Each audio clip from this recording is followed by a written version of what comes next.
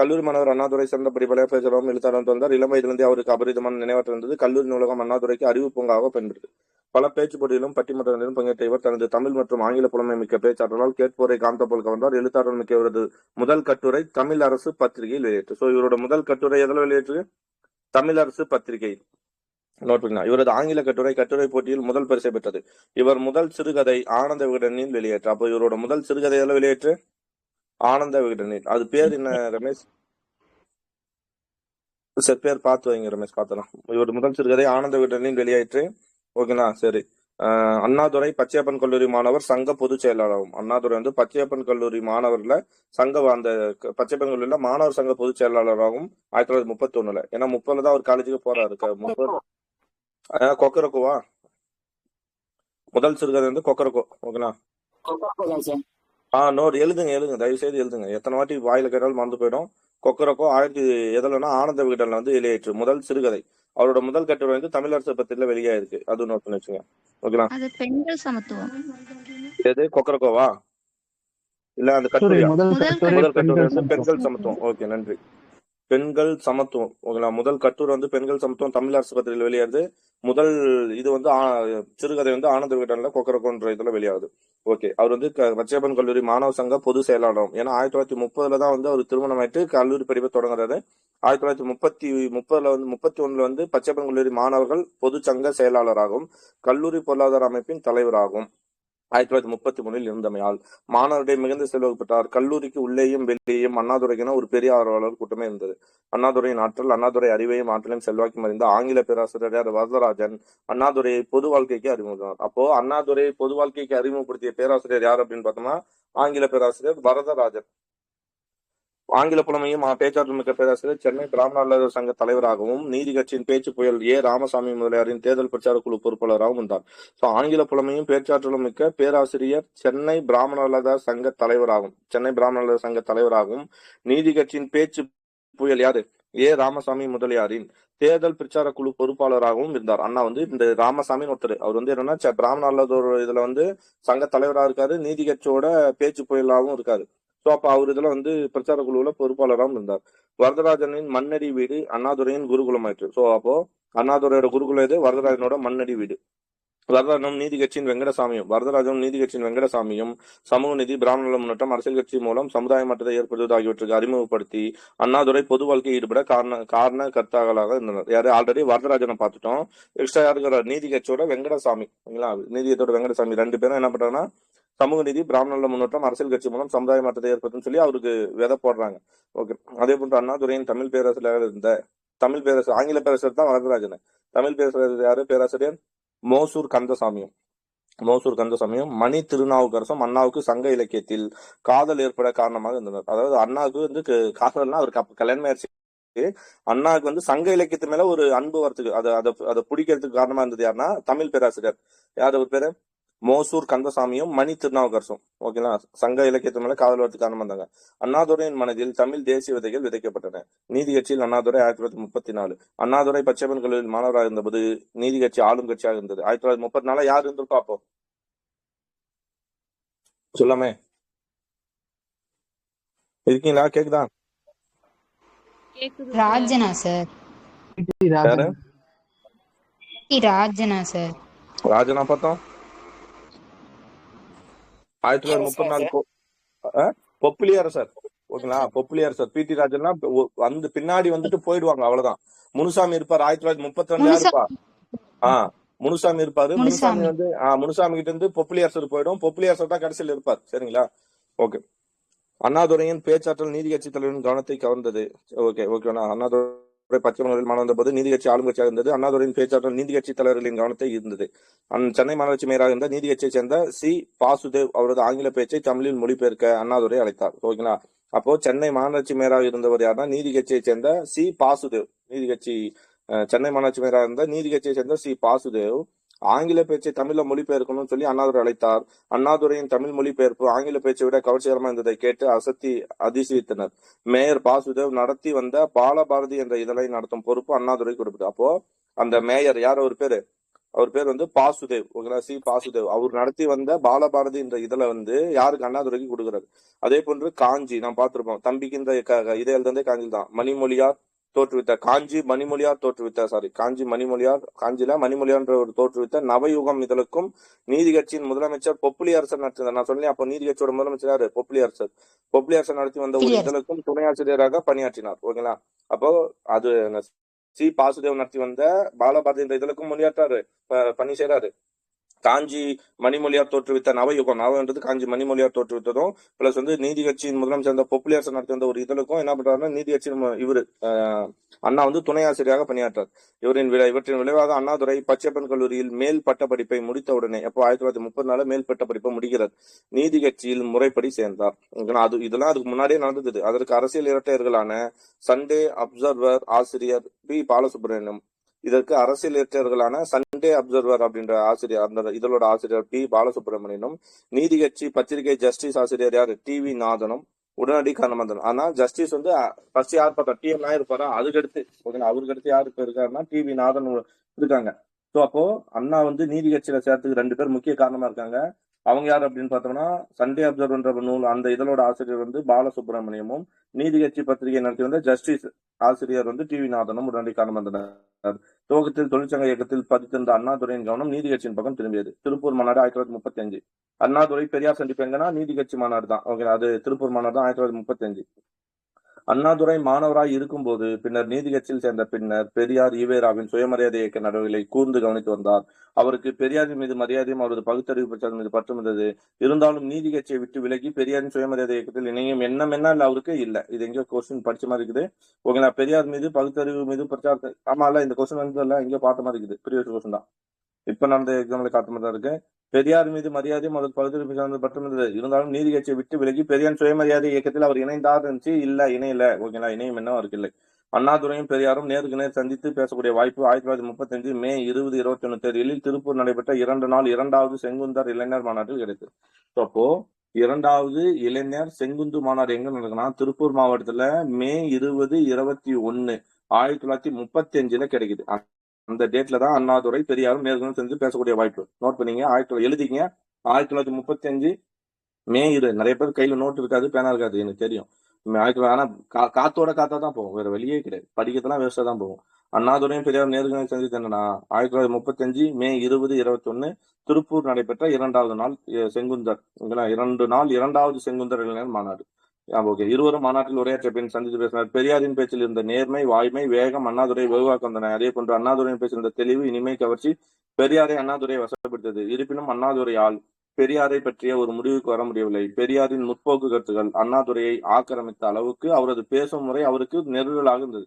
அவர் என்னன்னா, அவரோட கருத்து ஓகே, ஆனா வந்து பெரியார் பேசக்கூடியது எப்படி இருக்குன்னா, அப்படியே எந்த வார்த்தையும் ஃபில்டர் பண்ண மாட்டார், அப்படியே டேரக்டா பேசிடுவாரு. தேர்தல் அனுபவம் 1936. அண்ணாதுரை நீதி கட்சியில் சேர்ந்த போது நீதி கட்சி சரிவு பாதையில் பயணித்துக் கொண்டிருந்தது.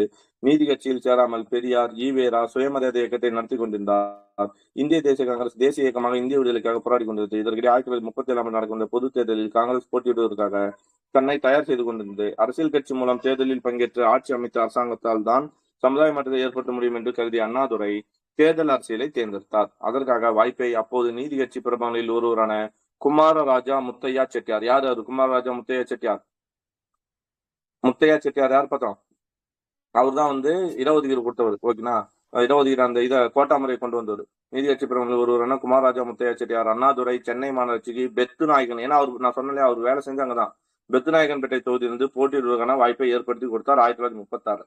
அதாவது நீதி கட்சி பிரபலங்களில் ஒருவரான குமாரராஜா முத்தையா செட்டியார் என்ன பண்றாருன்னா, அண்ணாதுரைக்கு சென்னை மாநகராட்சிக்கு பெத்தநாயக்கம்பேட்டையில போட்டியிடுறதுக்கான ஒரு வாய்ப்பை கொடுக்கிறார். சென்னை மாநகராட்சிக்கு 1936.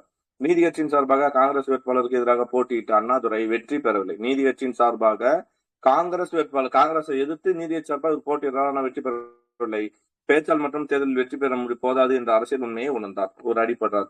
துறையூர் மாநாடு 1937. திருப்பூர் சந்திப்புக்கு 2 ஆண்டுக்கு இடைவெளி. ஏன்னா திருப்பூர் வந்து 1935 எப்ப பார்த்தாங்க பெரியார் 2 பேரும் மே 21, 22. அதுக்கப்புறம் மீண்டும் அது எங்க, திருப்பூர் தானே, திருப்பூர். அதுக்கப்புறம் பிறகு 2 ஆண்டுக்கு பிறகு பெரியாரின் அழைப்பின் பேரில் அண்ணாதுரை ஈரோடு சென்று, பெரியார் அழைக்கிறாரு, அதனால எங்க போறாரு, ஈரோடு சென்று பெரியார் நடத்தி வந்த குடியரசு மற்றும் இது பார்த்தோம் குடியரசு மற்றும் விடுதலை இதழ்களின் முழு நேர துணை ஆசிரியராக பொறுப்பேற்றார். ஓகேங்களா, திருப்பூர் கடுத்து 2 வருஷம் கழிச்சு. ஓகேங்களா, குடியரசுலையும் விடுதலையும் முழு நேர துணை ஆசிரியர் பொறுப்பேற்றார். அண்ணாதுரையின் அறிவாற்றலும் எழுத்தாற்றலும் பயன்கருதா பணியும் பெரியாரை பெரிதும் கவர்ந்தன.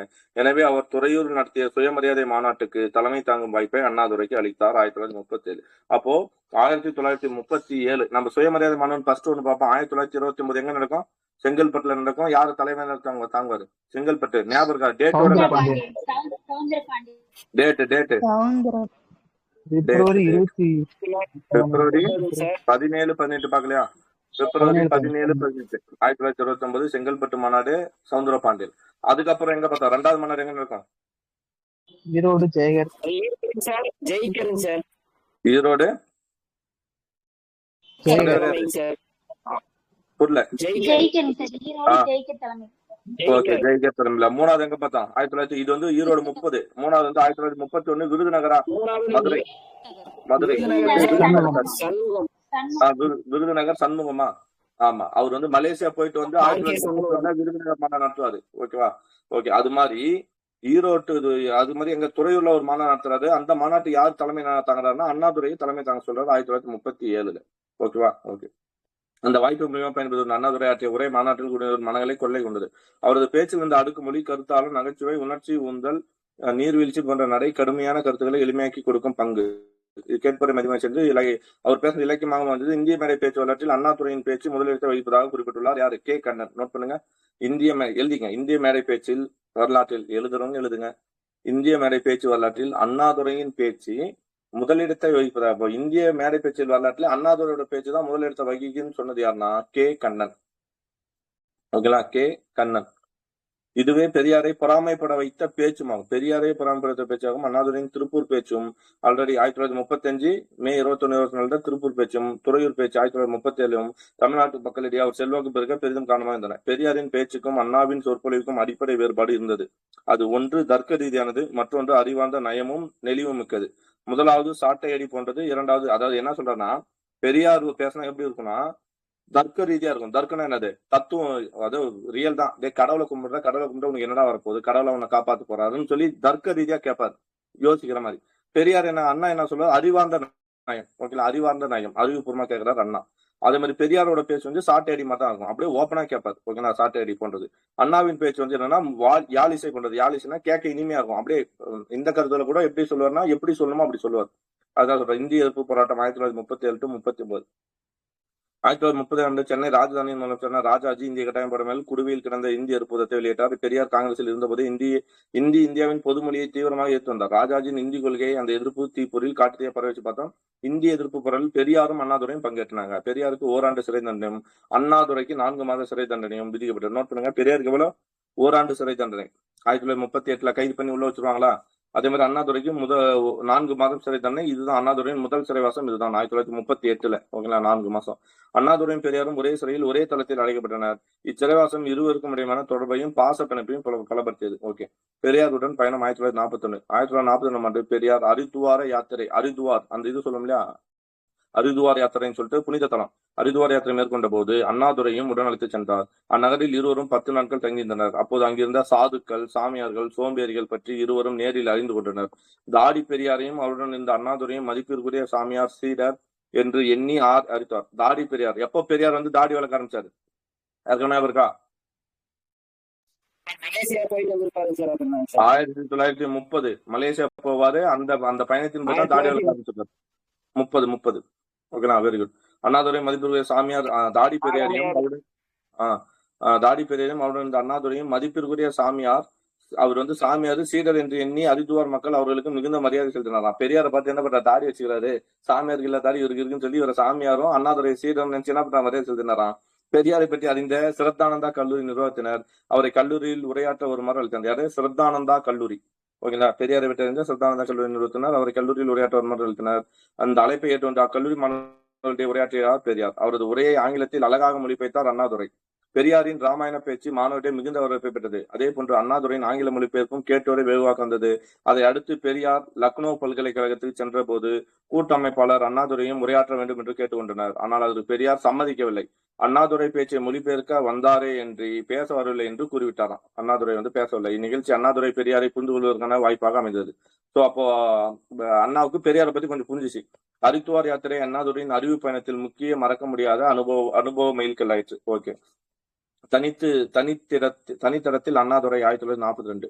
ஓகே. திராவிட நாடு ஹரித்துவார் பயணத்திலிருந்து திரும்பி அண்ணாதுரை 1942 மார்ச் மாதம் 8ஆம் தேதி பெரியாரை விட்டு பிரிந்து காஞ்சிபுரம் சென்று திராவிட நாடு என்ற பெயரில் ஒரு வார இதழை துவங்கினார். அப்ப திராவிட நாடு இதுல துவந்தாரு அண்ணா. அது எந்த வருஷம்? 1942 மார்ச் மாதம் 8. மார்ச் 8னா இது பெண்கள் தினமா?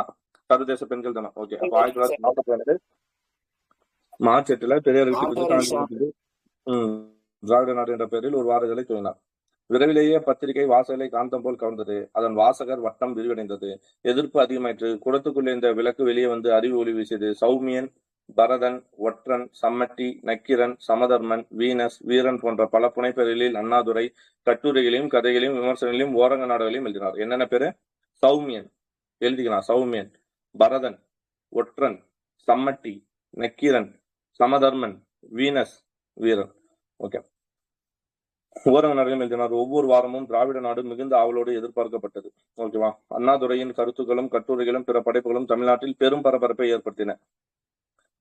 விரைவிலேயே ராம அரங்கண்ணனும் தில்லை வில்லாளனும் அண்ணாவுடன் இணைந்து அவரது பத்திரிகை முயற்சிக்கு பக்கவளம். யாரு கூட சேர்றாங்க? ராம அரங்கண்ணன் சொல்லிட்டு ஒருத்தரும், தில்லை வில்லாளனும் சொல்லி 2 பேர். ராம அரங்கண்ணன், தில்லை வில்லாளன் 2 பேரும் என்ன பண்றாங்கன்னா அண்ணாவோட சேர்ந்துக்கிறாங்க திராவிட பத்திரிகையில. ஓகே.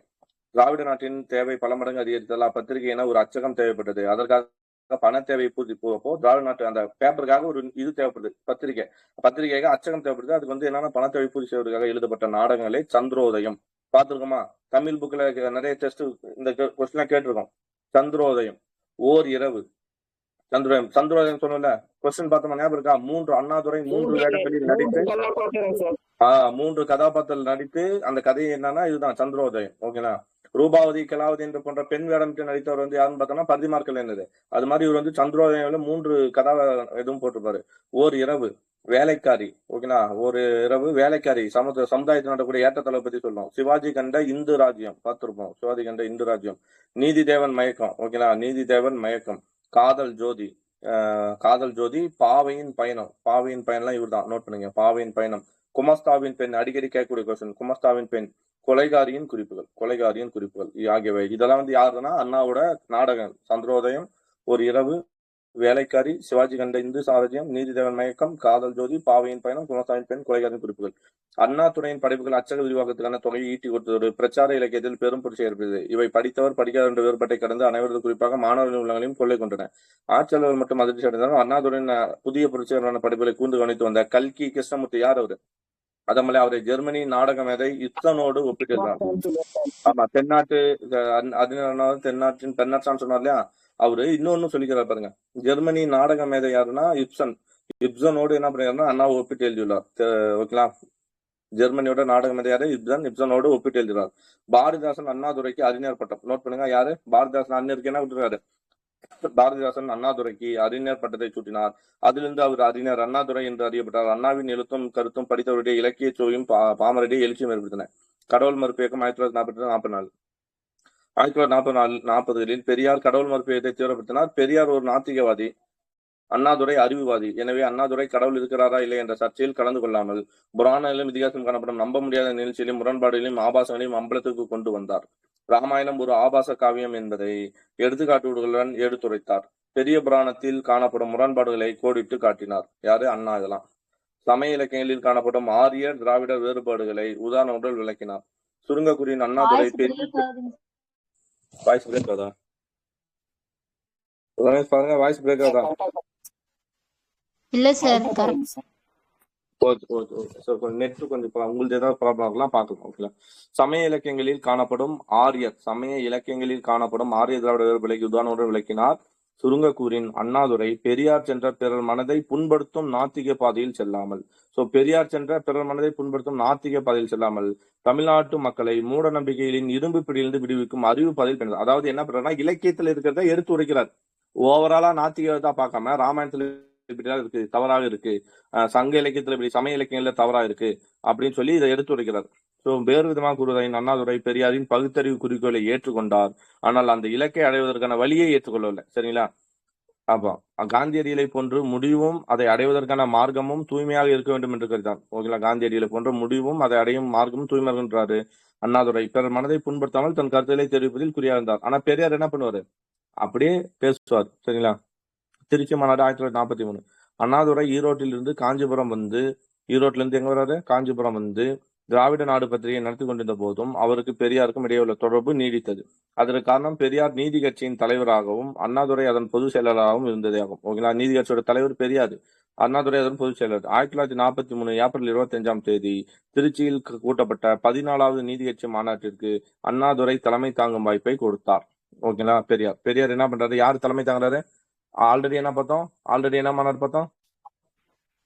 நீதி கட்சியோட 1937 பெரியாரோட சுயமரியாதை இயக்க மாநாடு என்னது? துறையூர் மாநாட்டுக்கு அண்ணா தலைமை தாங்கியிருக்காரு. அதுக்கப்புறம் 1943 ஏப்ரல் 25 1943 ஏப்ரல் 25 நடக்கக்கூடிய திருச்சியில கூட்டப்பட்ட நீதி கட்சியோட எத்தனாவது மாநாடு? நீதி கட்சியோட 14வது மாநாடு. ஓகே, நீதி கட்சியோட 14வது மாநாடு எங்கன்னா திருச்சி 1943. ஸோ அது ஏப்ரல் 25 காசநோய் தினம் மலேரியா தினமா? மலேரியா தினம் ஏப்ரல் 25 வந்து மலேரியா தினம் வரும். அதான் மார்ச் 24 காச நோய். அதை வச்சு சொல்றேன், மார்ச் 24 காச நோய் வரும். அதுல இருந்து ஒரு மாசம் ஒரு நாள் கூட்டம்னா மலேரியா தினம் வரும். ஏப்ரல் 25 வந்து மலேரியா தினம் வரும். பாருங்க, 14வது நீதி கட்சி மாநாட்டிற்கு அண்ணாதுரை தலைமை தாங்கும் வாய்ப்பை கொடுத்தார் பெரியார். ஓகே, அம்மாநாட்டில் உரையாற்றிய அவர் அண்ணாதுரை இளைஞர், பதவியோ கௌரவ பட்டத்தையோ பொருளையோ விரும்பாதவர். அம்மாநாட்டில் உரையாற்றிய அவர் அண்ணாதுரை வந்து என்ன சொல்றது? உரையாற்றிய அவர் அண்ணாதுரை இளைஞர், பெரியார் சொல்றாரு இடத்துல, இளைஞர், பதவியோ கௌரவ பட்டத்தையோ பொருளையோ விரும்பாதவர், முதுகலை பட்டம் பெற்றவர், சிறை வேதனை பெற்றவர், கொள்கை பிடிப்புள்ளவர், செயலாற்றில் உள்ளவர், மாநாட்டுக்கு தலைமை தாங்க இத்தகையோர் கிடைப்பது அரிது என்று அண்ணாதுரை புகழ்ந்து பாராட்டினார். பெரியார் பாராட்டுறார் போல இவர். ஓகேவா? ஓகே, திருச்சி மாநாடு 1943 ஏப்ரல் 25 14வது மாநாடு. சரி, சேலம் மாநாடு 1944. சேலம் நான் பார்த்தேன் ஆகஸ்ட் 27 தான் நடந்துச்சு. 1944 ஆகஸ்ட் 27 சேலத்தில் கூட்டப்பட்ட நீதி கட்சி மாநாடு தற்கால தமிழ்நாட்டு வரலாற்று முக்கிய நிகழ்ச்சிகள் ஒன்றாகும். அந்த மாநாட்டில் தான் நீதி கட்சி திராவிட கழகம் என்று பெயர் மாற்றம் செய்யப்பட்டது. பெரியார் கட்சியின் பெயர் மாற்றத்துக்கு முயற்சி செய்து கொண்டிருந்த போதே சண்டே அப்சர்வர் ஆசிரியர் பி பாலசுப்ரமணியன், ஆல்ரெடி பார்த்தோம் இல்லையா? சண்டே அப்சர்வர் பி பாலசுப்ரமணியனும் WC சவுந்தரபாண்டியன். யாரு WC சவுந்தரபாண்டியன்? அதான் okay, WC Soundarapandian, PT Rajan, KV Rathnasamy, CG Brito போன்றோர் பெரியாரின் தலைமையை மாற்றுவதற்கான நடவடிக்கைகளை மேற்கொண்டனர். என்ன சொல்றானா, பெரியார் கட்சியின் பெயர் மாற்றத்துக்கு முயற்சி செய்கிறார். அந்த சமயத்திலேயே சண்டே அப்சர்வர் ஆசிரியர் பாலசுப்ரமணியன்றவரோ இல்ல WC சவுந்தரபாண்டியனோ PT ராஜனோ KV ரத்னசாமி, இவங்களாம் என்ன நீதி கட்சி தலைவர்கள். KV ரத்னசாமியோ CG பிரிட்டோ போன்றோர் பெரியாரின் தலைமையை என்ன பண்ணோம் மாற்றுவதற்கான நடவடிக்கைகளை மேற்கொண்டனர். நீதி கட்சியின் பொதுச் செயலராக இருந்த கியாபே விஸ்வநாதம், நீதி கட்சியோட பொதுச் செயலராக அப்போ கியாவே விஸ்வநாதம் பெரியாருக்கு எதிராக 14 குற்றச்சாட்டுகளை கூறி அப்பதவியிலிருந்து விலகினார். ஓகேனா, பொதுச் செயலரா இருக்காரு. யாரு இருக்காரு? நீதி கட்சியோட பொதுச் செயலரா கியாபே விஸ்வநாதன் இருக்காரு. அவர் வந்து பெரியார் மேல ஒரு 14 குற்றச்சாட்டை சொல்லி என்ன பண்றாரு? பொதுச் செயலாளர் பதவியிலிருந்து விலகிறாரு. பெரியாருக்கு நீதி கட்சி இரண்டாக பிரியும் சூழ்நிலை உருவாகிய போது அண்ணாதுரை பெரியாருக்கு பக்கபலமாக இருந்தார். இருப்பினும் பெரியார் அண்ணாதுரையின் நம்பகத்தன்மையை சந்தேகித்தார். ஓகே, இருப்பினும் பெரியார் என்ன பண்றாரு? அண்ணாதுரை நம்பகத்தன்மை சந்தேகித்தார். சந்தேகம் தவறு என தெரிந்த பின் நீதி கட்சியை திராவிட கழகமாக பெயர் மாற்றம், பிரதான தீர்மானத்தை முன்மொழியும் பொறுப்பை அண்ணாதுரையிடம் கொடுத்தார். ஆமா, இதுல என்ன ஆகுதுன்னா, ஒரு இன்சிடென்ட்ல வந்து அண்ணா மேல சந்தேகப்பட்டுவார். பெரியார் வந்து அண்ணா மேல சந்தேகப்பட்டுவார். அதுதான் அந்த மனக்கசப்பு உருவாக்கும். சோ அப்போ அவரை நம்ம சந்தேகப்பட்டோமேன்னு சொல்றது என்ன பண்ணுவார்னா, நீ என்ன பண்ணிக்கோ, இந்த நீதி கட்சியோட பேரை மாத்திர தீர்மானத்தை நீ எடுத்துக்கோ அப்படின்னு சொல்லுவார். சந்தேகம் தவறு என தெரிந்த பின் நீதி கட்சியை திராவிட கழகமாக பெயர் மாற்றம், பிரதான தீர்மானத்தை முன்மொழியும் பொறுப்பை அண்ணாதுரையிடம் கொடுத்தார் பெரியார். அண்ணாதுரை முன்மொழிந்த தீர்மானம் ஒருமனதாக நிறைவேறியது. அண்ணாதுரை நம்பிக்கையுடைய கட்சி பொதுச் செயலர் என்பதை தனது சொல்லாலும் செயலாலும் நிரூபித்தார்.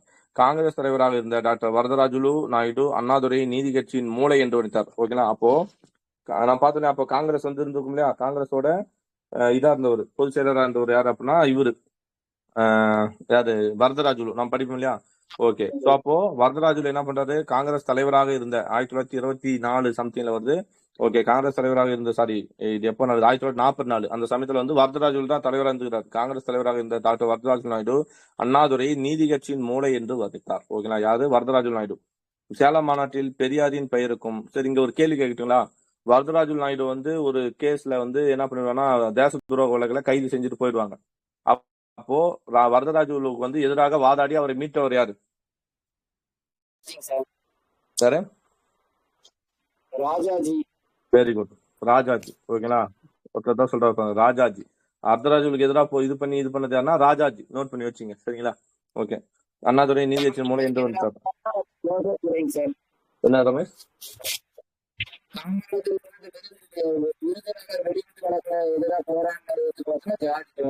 விருதுநகர்ல Kamarajar very good very good very good. Kamarajar வெடிகுண்டு.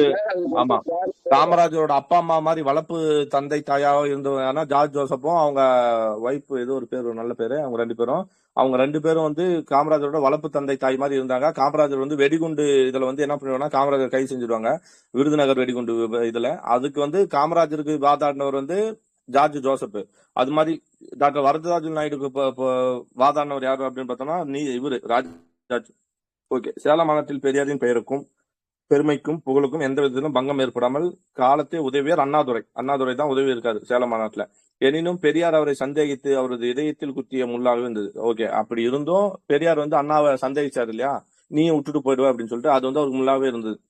இதெல்லாம் தான் அந்த மைனஸுங்க. ஓகேங்களா? ஓகே. அடுத்து வந்து திருச்சி மாநாடு 1945. சேலம் மாநாட்டில் அண்ணாதுரை பெரியாருக்கும் இடையே ஏற்பட்ட மன விரிசல் படிப்படியாக அதிகரித்து தொடங்கியது. அரசியல் கட்சியான நீதி கட்சியை திராவிட கழகம் என்ற பெயரில் முழுமையான சமுதாய இயக்கமாக மாற்றும் பெரியாரின் போக்கில் அண்ணாதுரைக்கு உடன்பாடு இல்லை. ஏன்னா நீதி கட்சி வந்து ஒரு அரசியல் கட்சி, அதை வந்து இதா மாத்திட்டாரு. அண்ணாதுரை ஒரு ஜனநாயகவாதி, அவர் தேர்தல் அரசியல் நம்பிக்கை உடையவர். பெரியாருக்கு தேர்தல் அரசியல் நம்பிக்கை இல்லை. அண்ணாதுரை இயல்பாகவே ஒரு பரந்த மனப்பான்மையுடைய ஜனநாயகவாதி. ஆனால் பெரியார் எதேச்சதிகார சர்வதேசத்தில் நம்பிக்கை உடையவர். கழகத்துள் அவர் கருத்துக்கு மாற்று கருத்து இருக்கக்கூடாது என்பதில் பிடிவாதம் வந்தார். கருத்து சுதந்திரத்தை உயிர் மூச்சாக கொண்ட அண்ணாதுரை பெரியாரின் மீது இருந்த பாசத்தால் அவரது பிடிவாத போக்கை பொறுத்து கொண்டார். அந்த சூழ்நிலையில் 1945 செப்டம்பர் 29, 30ஆம் தேதியில் திராவிட கழக மாநில மாநாடு திருச்சியில் நடைபெற்றது. 1945 இதுக்கு முன்னாடி என்ன மாநாடு பார்த்தா திருச்சியில இதே மாதிரி ஏதாவது மாநாடு பார்த்தோமா? 1943 என்ன நடந்துச்சு? 1943 ஒரு மாநாடு நடந்துச்சு. என்ன மாநாடு?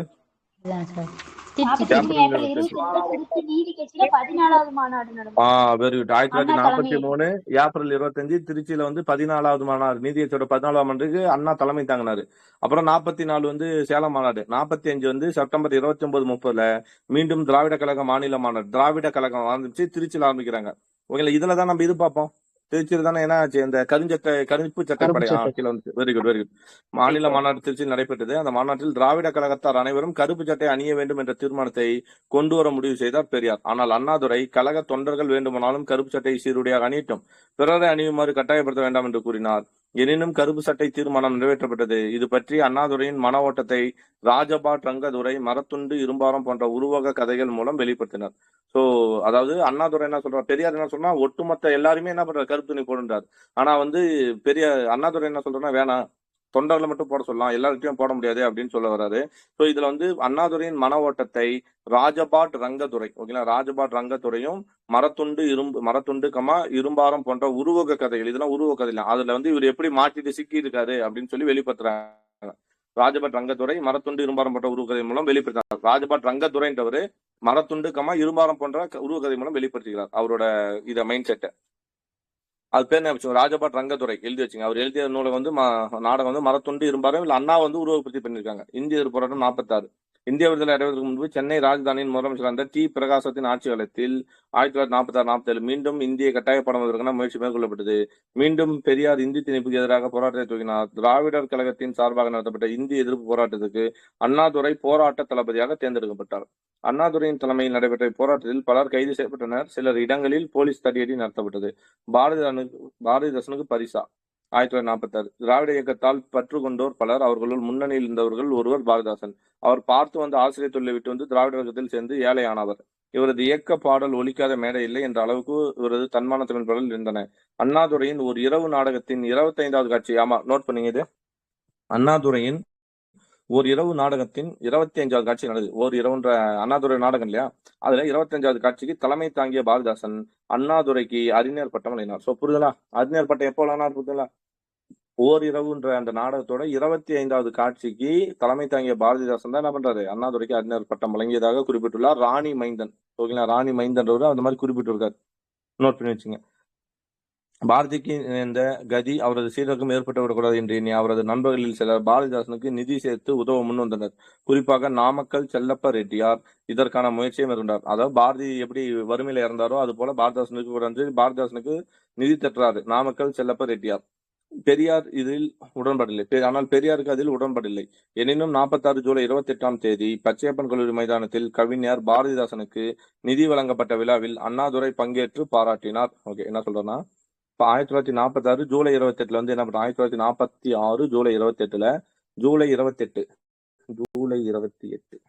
28 எப்பாபட்டிஸ் டேன்னு நினைக்கிறேன். அதாவது அது என்ன சொல்லுவாங்க, கல்லீரல் தினம்னு நினைக்கிறேன்.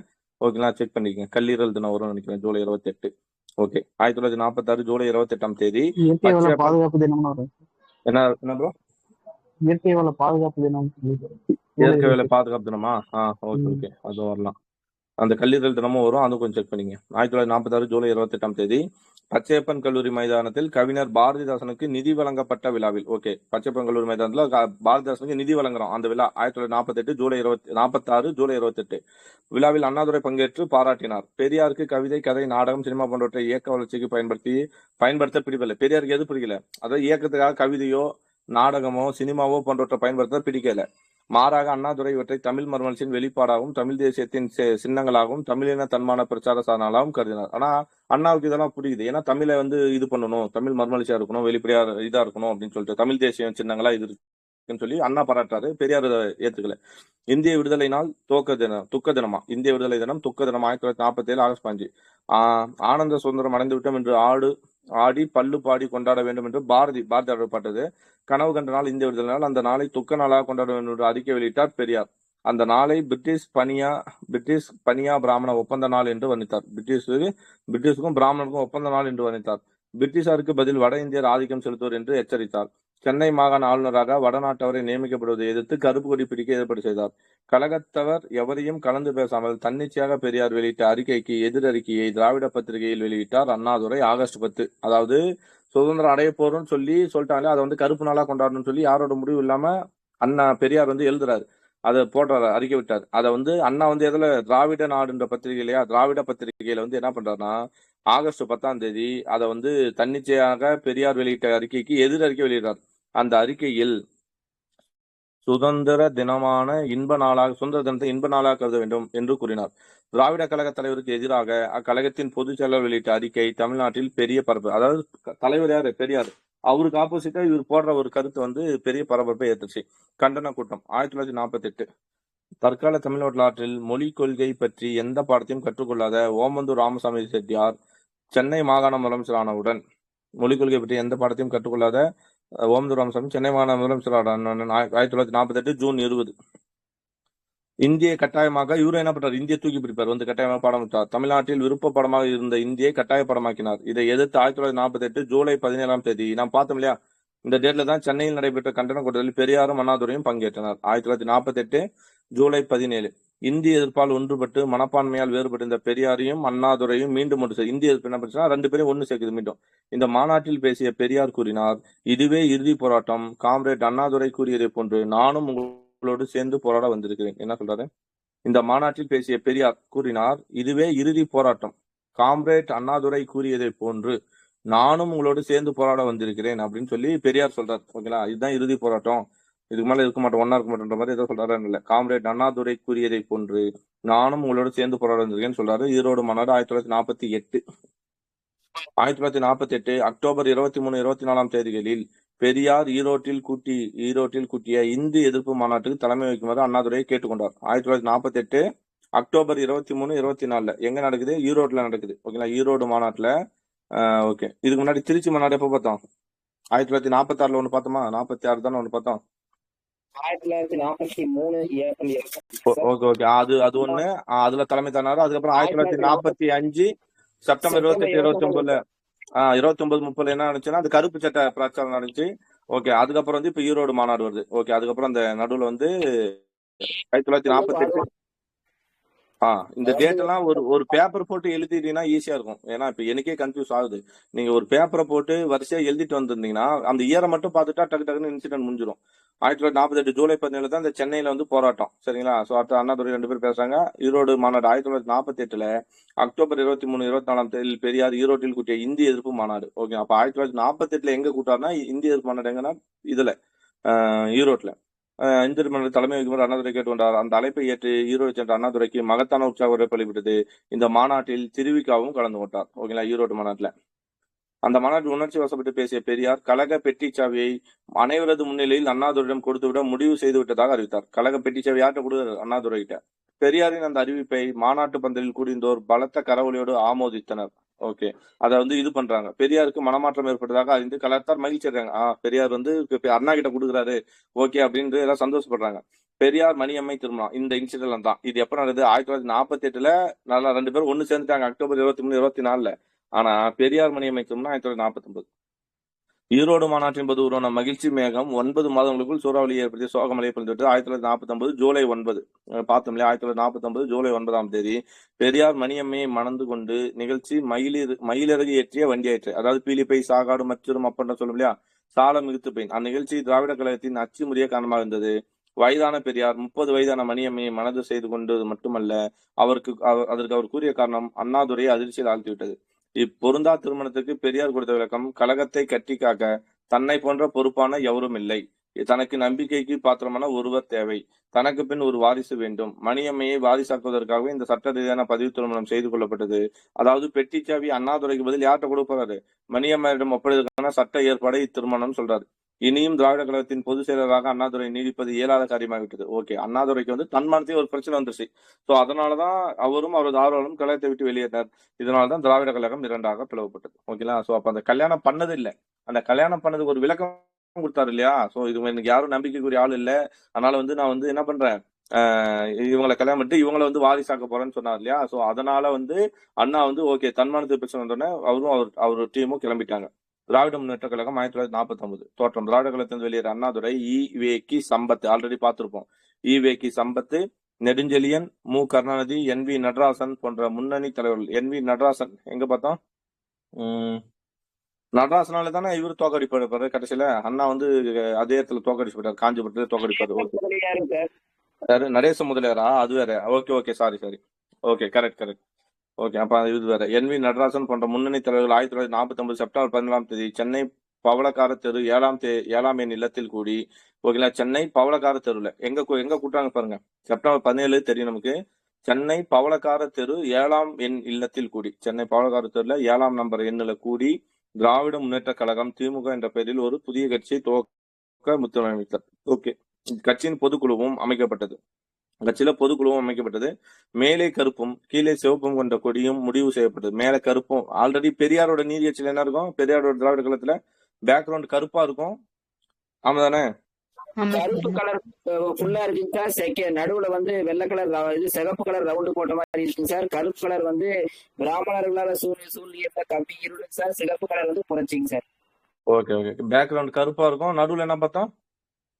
சிவப்பு கலர் சிவப்பு கலர் ரவுண்டு. அப்புறம் நீதி கட்சி அந்த தராசு வச்சிருக்கோம்ல, தராசு இருக்கும் உள்ள, கையில வந்து தராசு இருக்க மாதிரி இருக்கும். அது ஏதோ ஒரு கலர்ல போட்டுக்கலாம். ஓகேவா? சரி, கட்சி கொடி வரம் இல்லை போதும். இந்த அளவுக்கு வந்ததே போதும். நானும் இங்க ஒரு ஆர்டிஸ்டா மாறிட்டேன். ஓகேவா? சரி, ஒரு புதிய கட்சியும் தோக்கம். பேக்ரவுண்ட் கருப்பா இருக்கும், நடுவில் சிவப்பு இருக்கும். அதுதான் வந்து பெரியாரோட கொடி. நடுவில் அந்த திராவிட கட்சி அந்த கண்ணை கட்டிட்டு 2 பக்கம் தராசு இருக்க அந்த நீதி பொம்மை இருக்கும். இக்கட்சியின் பொதுக்குழுவும் அமைத்து மேலே கருப்பும். அப்ப இது எப்படி மாறிச்சு? மேல வந்து கருப்பும் கீழே சிவப்பும் கொண்ட கொடியும் முடிவு செய்யப்படுது. ஓகேங்களா? மேல கருப்பு கீழே சிவப்பு. ஓகே, கீழே சிவப்பும் கொண்ட. ஓகே, அண்ணாதுரை திமுகவின் பொதுச் செயலர் பொறுப்பை ஏற்றுக்கொண்டார். ஓகே, தொடக்க விழா. திமுக தோற்றுவிட்ட அன்று மாலையே சென்னை ராபின்சன் பூங்கா. இவர் சொன்னார் இல்லையா? ராபின்சன் பூங்கா. சரி, அப்போ அது வந்து எங்க தொடங்கி இருக்காங்கன்னா 7ஆம் நம்பர் வீடு என்ன ஊரு? பவளக்கார தெரு. தேற்றுவிக்கப்பட்டது அன்று மாலையே ராபின்சன் பூங்கா மைதானத்தில் கழகத்தின் தொடக்க விழா தான் எங்க நடைபெற்றா? ராபின்சன் பூங்கால நடைபெற்றது. ஓகேங்களா? ஓகே, ராபின்சன் பூங்கா எங்க பார்த்தா ரமேஷ்? வேற முன்னாடி ராபின்சன் பூங்கா பார்த்தா சார். நான் பாக்குறேன் சார். பார்த்துட்டு சொல்றேன். ஓகே பெத்தபாளையம் பழனிசாமியா கூட்டத்தில் தலைமை தானே. அப்போ தோற்றுவிக்கப்பட்ட அன்று மாலையே சென்னை ராபின்சன் பூங்கா மைதானத்தில் கழகத்தின் தொடக்க விழா இருந்தது. அதுக்கு தலைவர் தகுந்த யாருன்னா பெத்தம்பாளையம் பழனிசாமி கூட்டத்தில் தலைமை தாங்கினார். கொட்டுமலையில் உரையாற்றிய அந்த அண்ணாதுரை ருக்குமணி லட்சுமதி வருவாங்களாங்க சார்? ஆமா ஆமா ருக்குமணி அவங்கதான் லட்சுமதி வந்து அந்த இந்த நகையெல்லாம் வந்து மாணவர்களுக்கான கழட்டி கொடுத்துருவாங்களே. Correct super. 1900 இவரு பெரிய காந்தி வந்து எதுக்காக வந்திருப்பாருன்னா ஹரிஜன மக்களுக்காக. நான் 33 நினைக்கிறேன். ஆமா 1933ல. Very good 33. ப்ரோ. ஆமா 1933 காந்தி வந்து என்ன பண்ணிருப்பாருன்னா ஹரிஜன சேவைக்காக நிதி திட்ட சொல்லியிருப்பாரு. அதுக்காக மாநாடு நடந்திருக்கும். அந்த மாநாட்டுல ருக்குமணி அவரும் அவரோட 12 வயது பெண்மணியான இந்திரா 2 பேரும் கலந்துப்பாங்க. அவங்களோட நகையை வந்து கழட்டி கொடுப்பாங்க. Super super bro. ஓகே, அதான் ஒரு தீப்பொறி பத்துச்சுன்னா காட்டு தீ பத்திக்குது பாருங்க, உடனே எல்லாம் ஞாபகம் வந்து பாருங்க. பேர் தான் தாங்கினார். கொட்டுமலையில் உரையாற்றிய அண்ணாதுரை பெரியார் தான் அவரது கொட்டுமலையில உரையாற்றிய அண்ணாதுரை பெரியார் தான் அவரது நிரந்தர தலைவர் என்றும் அதனால்தான் அவருக்காக தலைவர் நாற்காலியை ஓகே புதுலா அந்த திமுக கழகத்தோட தலைவர் பதவி அண்ணா ஏற்கல. தலைவரை காலியா விட்டுட்டு பொதுச் செயலாளர் தான் ஏற்றிருக்காரு. அப்போ என்ன சொல்றாரு, பெரியார் தான் அவரது நிரந்தர தலைவர் என்றும் அதனால்தான் அவருக்காக தலைவர் நாற்காலியை காலியாக வைத்திருப்பதாகவும் குறிப்பிட்டார். பெரியாருடன் இனியும் இணைந்து பணியாற்ற முடியாத சூழ்நிலையில்தான் அவரும் அவரது கண்ணீர் துளிகளும் திராவிடர் கழகத்திலிருந்து பிரியாத விடை பெற்று வந்து திராவிட முன்னேற்ற கழகத்தை தோற்றுக்க வேண்டிய கட்டாயம் ஏற்பட்டார். தன்னிலை விளக்கமளித்தார். திமுக துவக்கப்பட்ட நாள் பெரியாரின் பிறந்த நாள் என்பது குறிப்பிடத்தக்கது. ஓகே, வளர்ச்சி. துவக்கத்தில் திமுகவின் அலுவலகம் பவளக்கார தெருவீட்டிலிருந்து சில மாதங்களுக்கு பிறகு அந்த அலுவலகம் மின்ட்டில் ஒரு வாடகை வீட்டுக்கு மாறி பின்னர் வட சென்னையில் ஒரு இடத்தை வாங்கி அதற்கு அறிவகம் என்று அதான் நம்ம என்ன சொல்றோம் இன்னைக்கு அண்ணா அறிவாலயம் சொல்றோம் இல்லையா, அதுதான் அண்ணா அறிவகம் என்று பெயரிடப்பட்டது 1951 நவம்பர்ல. இதற்காக தமிழ்நாடு எங்கும் நாடகங்கள் நடத்தி நிதி சேர்க்கப்பட்டது. அது இதுக்காக இடத்துக்காக. சரி, பட்டி தொட்டி எல்லாம் பிரச்சார கூட்டங்கள் நடத்தப்பட்டன, நிதி சேர்க்கப்பட்டது. ஓகே, ஒரே மாதத்தில் 600க்கும் மேற்பட்ட கிளைக்கழகங்கள் துவக்கப்பட்டன தமிழ்நாடு முழுக்க. ஓகேங்களா, அதுல வந்து 50,000 உறுப்பினர்கள் சேர்க்கப்பட்டனர். எவ்வளவு கழகங்கள் தொடங்கப்பட்டன? 600 கிழகம் 50,000 உறுப்பினர் சேர்க்கப்பட்டனர். விரைவிலேயே ஆயிரக்கணக்கான கிளைக்கழகங்கள் ஆரம்பிக்கப்பட்டு பல்லாயிரக்கணக்கான உறுப்பினர்கள் பதிவு செய்யப்பட்டனர். திமுக மக்களிடையே குறிப்பாக இளைஞரிடையே தனிப்பட்ட அடையாளத்துடன் செல்வாக்கு பெற்று துவங்கியது. ஒரு அரசியல் கட்சி இவ்வளவு விரைவாக வளர்ந்ததற்கான சான்று வரலாற்றில் இல்லை. ஆமா தானே, வெறும் எத்தனை வருஷத்துல 49ல பிரியுறாங்க.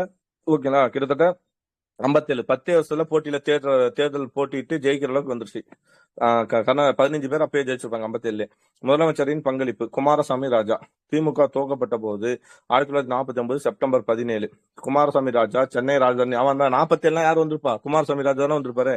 ஓகே, அவரு திமுகவின் தோற்றம் வளர்ச்சி அதன் எதிர்காலத்தை பற்றி சரியாக கணிக்க முடியவில்லை. அக்கட்சியை தேச விரோத சக்தியாகவே பார்த்தார். கம்யூனிஸ்டுகளை ஆதரித்த திமுகவை ஆமல்ல ஒரு கம்யூனிஸ்டுகள் வந்து திமுக ஆதரிக்கும். ஏன்னா கம்யூனிஸ்டுகள் வந்து காங்கிரசுக்கு எதிரான கட்சி. சோ அவரால் பொறுத்து கொள்ள முடியவில்லை. அடக்குமுறை மூலம் திமுகவை தலை தூக்க முடியாமல் செய்து விடலாம் என்று எண்ணினார். அண்ணாதுரையின் ஆரியமாயி நான் பார்த்தேன், குமாரசாமி ராஜா படிக்கும்போது பார்த்தோம் இல்லையா, அண்ணாதுரையோட என்ன நூல் ஆரியமாயி. அங்க ஒரு ஞாபகம் இருக்குங்களா, அந்த ஆரியமாயி என்ற நூலு எப்ப எழுதிருக்கோம்னா 1943 எழுதியிருப்பாரு. 6 வருஷம் கழிச்சு இந்த நூலை தடை செய்வார். ஞாபகம் இருக்கா? அந்த பாயிண்ட் படிச்சிருக்க மாதிரி ஞாபகம் இருக்கா? 1950 தடை செஞ்சிருக்கோம். 1950 தடை செய்யறாரா? 1950 தடை செய்யறாரு. 1943 எழுதின நூலை 7 வருஷம் கழிச்சு தடை செஞ்சிருந்தாரு. அது மக்களிடையே காட்டு தீயா பரவிச்சு. அப்ப என்னன்னா இந்த நூல்ல என்னடா இருக்குன்னு சொல்லி எல்லாரும் எத்தனை மேடைகள்ல 159 மேடைகள்ல என்னமோ வந்து இந்த புக்கை வந்து வாசிச்சு காட்டினாங்கன்னு சொல்லி எல்லாம் படிச்சோம். ஞாபகம் இருக்கா? அந்த பிரச்சனை குமாரசாமி படிச்சோம், அது இங்க அப்படியே வருது. ஓகே, அண்ணாதுரையின் ஆரியமை வெளியிட்டு 7 ஆண்டுகளுக்கு பின் தடை செய்யப்பட்டு, அப்போ 1943 வெளியிட்டாங்க. 7 ஆண்டு பின் தடை செய்யப்பட்டு அவர் மீது வழக்கு தொடரப்பட்டது. அவருக்கு அபராதமும் கட்டியிருப்பாரு. பார்த்தோம், ஜெயிலுக்கு போயிட்டு அபராதமும் 500 ரூபாயோ எவ்வளவு கட்டியிருப்பாரு. அந்த 1500 ரூபாய் நினைக்கிறேன். அந்த காசை வந்து யாருகிட்ட கட்ட விட்டுட்டாரு, வாசகர்களே கட்டுங்க அப்படின்னு வேண்டுகோள் விட்டார் இல்லையா அண்ணா, ஞாபகம் இருக்கா? 3000 நினைக்கிறேன், 3000 ரூபாய் சம்திங். அதை வந்து வேண்டுகோள் விட்டு வாசகர்கள் கட்டினதுக்கு அப்புறம் வந்து பணம் கட்டிட்டாங்க, யாரும் பணம் அனுப்ப வேண்டாம்னு சொல்லியிருப்பாரு சார். ஓகே, சோ தடை செய்யப்பட்ட 1950 வழக்கு தொடர்பு அவர் மீது விதிக்கப்பட்ட அபராத தொகையை கட்ட மறுத்து சிறை சென்றார் அண்ணாதுரை. வழக்கு விசாரணை என்பது அண்ணாதுரை பலமுறை திருச்சி சென்று வர நேரிட்டது. திமுக இவையாவையும் பிரச்சாரத்துக்கு நன்கு பயன்படுத்திக் கொண்டது. வழக்கு தள்ளுபடி செய்யப்பட்டதை விழாவாக கொண்டாடினார். குமாரசாமி ராஜா நிர்வாகத்தின் விவேகமற்ற நடவடிக்கைகளை திமுக அதன் அரசியல் ஆதாயத்துக்கு அதான் சொல்லுவோம். அதாவது குமாரசாமி ராஜா தான் இதை போட்டிருப்பாரு, இந்த இதை வந்து திமுக வந்து பிரபலப்படுத்தி விட்டுருப்பாருன்னு சொல்லி இருக்கும். ஓகே, ராஜாஜி நம்ம கூட சொன்னோம் இல்லையா, அந்த ஜெய்பீம் படம் எல்லாம் எக்ஸாம்பிளா சொன்னோம்ல, அது மாதிரி பிரபலமாச்சு அப்படின்ட்டு. ராஜாஜி ஞாபகம் வருதா? படிச்சது ஞாபகம் தான் உங்களுக்கு யூஸ்ஃபுல்லா இருக்கும். ஓகே, குமாரசாமி ராஜாவுக்கு பின் முதலமைச்சரான ராஜாஜி. குமாரசாமிக்கு அடுத்து ராஜாஜி வந்துட்டாரு. ஆமா, எப்போ குமாரசாமி ராஜா 1949 இருந்து எவ்வளவு இருப்பாரு? 1952 வரையும் இருப்பாரா? ஓகே, அவருக்கு அடுத்து யார் வர்றாருன்னா இவர் வந்துட்டாரு. குமாரசாமி ராஜாவுக்கு பின் முதலமைச்சரான ராஜாஜி 1952 54 அறிமுகப்படுத்திய பகுதி நேர படித்திட்டம். ஆமா, அதாவது அண்ணாவை வந்து அவரா உருவாக்குறாரு. இந்த எதிர்கட்சிகள் உருவாகுதுன்னு சொல்றாங்க. குலக்கல்வி திட்டத்தை எடுத்து அவர் போட்டிருப்பாரு. அந்த இதுல யார் 2 பேர் ஒண்ணு சேர்ந்திருப்பாங்க, பெரியாரும் அண்ணா ஒண்ணு சேர்ந்து இது பண்ணிருப்பாங்க. திமுக மாபெரும் போராட்டம் நடத்தியது. மக்கள் திமுக பக்கம் இருந்த மேலும் காங்கிரஸ் உலக திட்டத்தை எதிர்ப்பு இருந்தாலும் ராஜாஜி பதவி விலக வேண்டியதாயிற்று. நிகழ்ச்சியும் திமுக அரசியல் பங்காயிற்று. காமராஜர் ராஜாஜி பின் முதலமைச்சரான காமராஜரை வரவேற்ற திமுக என்ன பண்ணுவோம், அண்ணாவும் பெரியாரும் யாருக்கு சப்போர்ட் பண்ணிருப்பாங்க, காங்கிரஸுக்கு இது காமராஜருக்கு சப்போர்ட் பண்ணிருப்பாங்க. சரிங்களா, அவரது தட்சிண பிரதேச ஆதரவு முயற்சியை ஆதரிக்கவில்லை. ஆனா வந்து ராஜாஜி பின் முதலமைச்சரான காமராஜரை வரவேற்ற திமுக அவரது தட்சிண பிரதேச ஆதரவு முயற்சியை ஆதரிக்கல. ஆனா காமராஜர் அவரே தட்சிண பிரதேச ஆதரிக்கல, இப்படி சொல்றாங்க.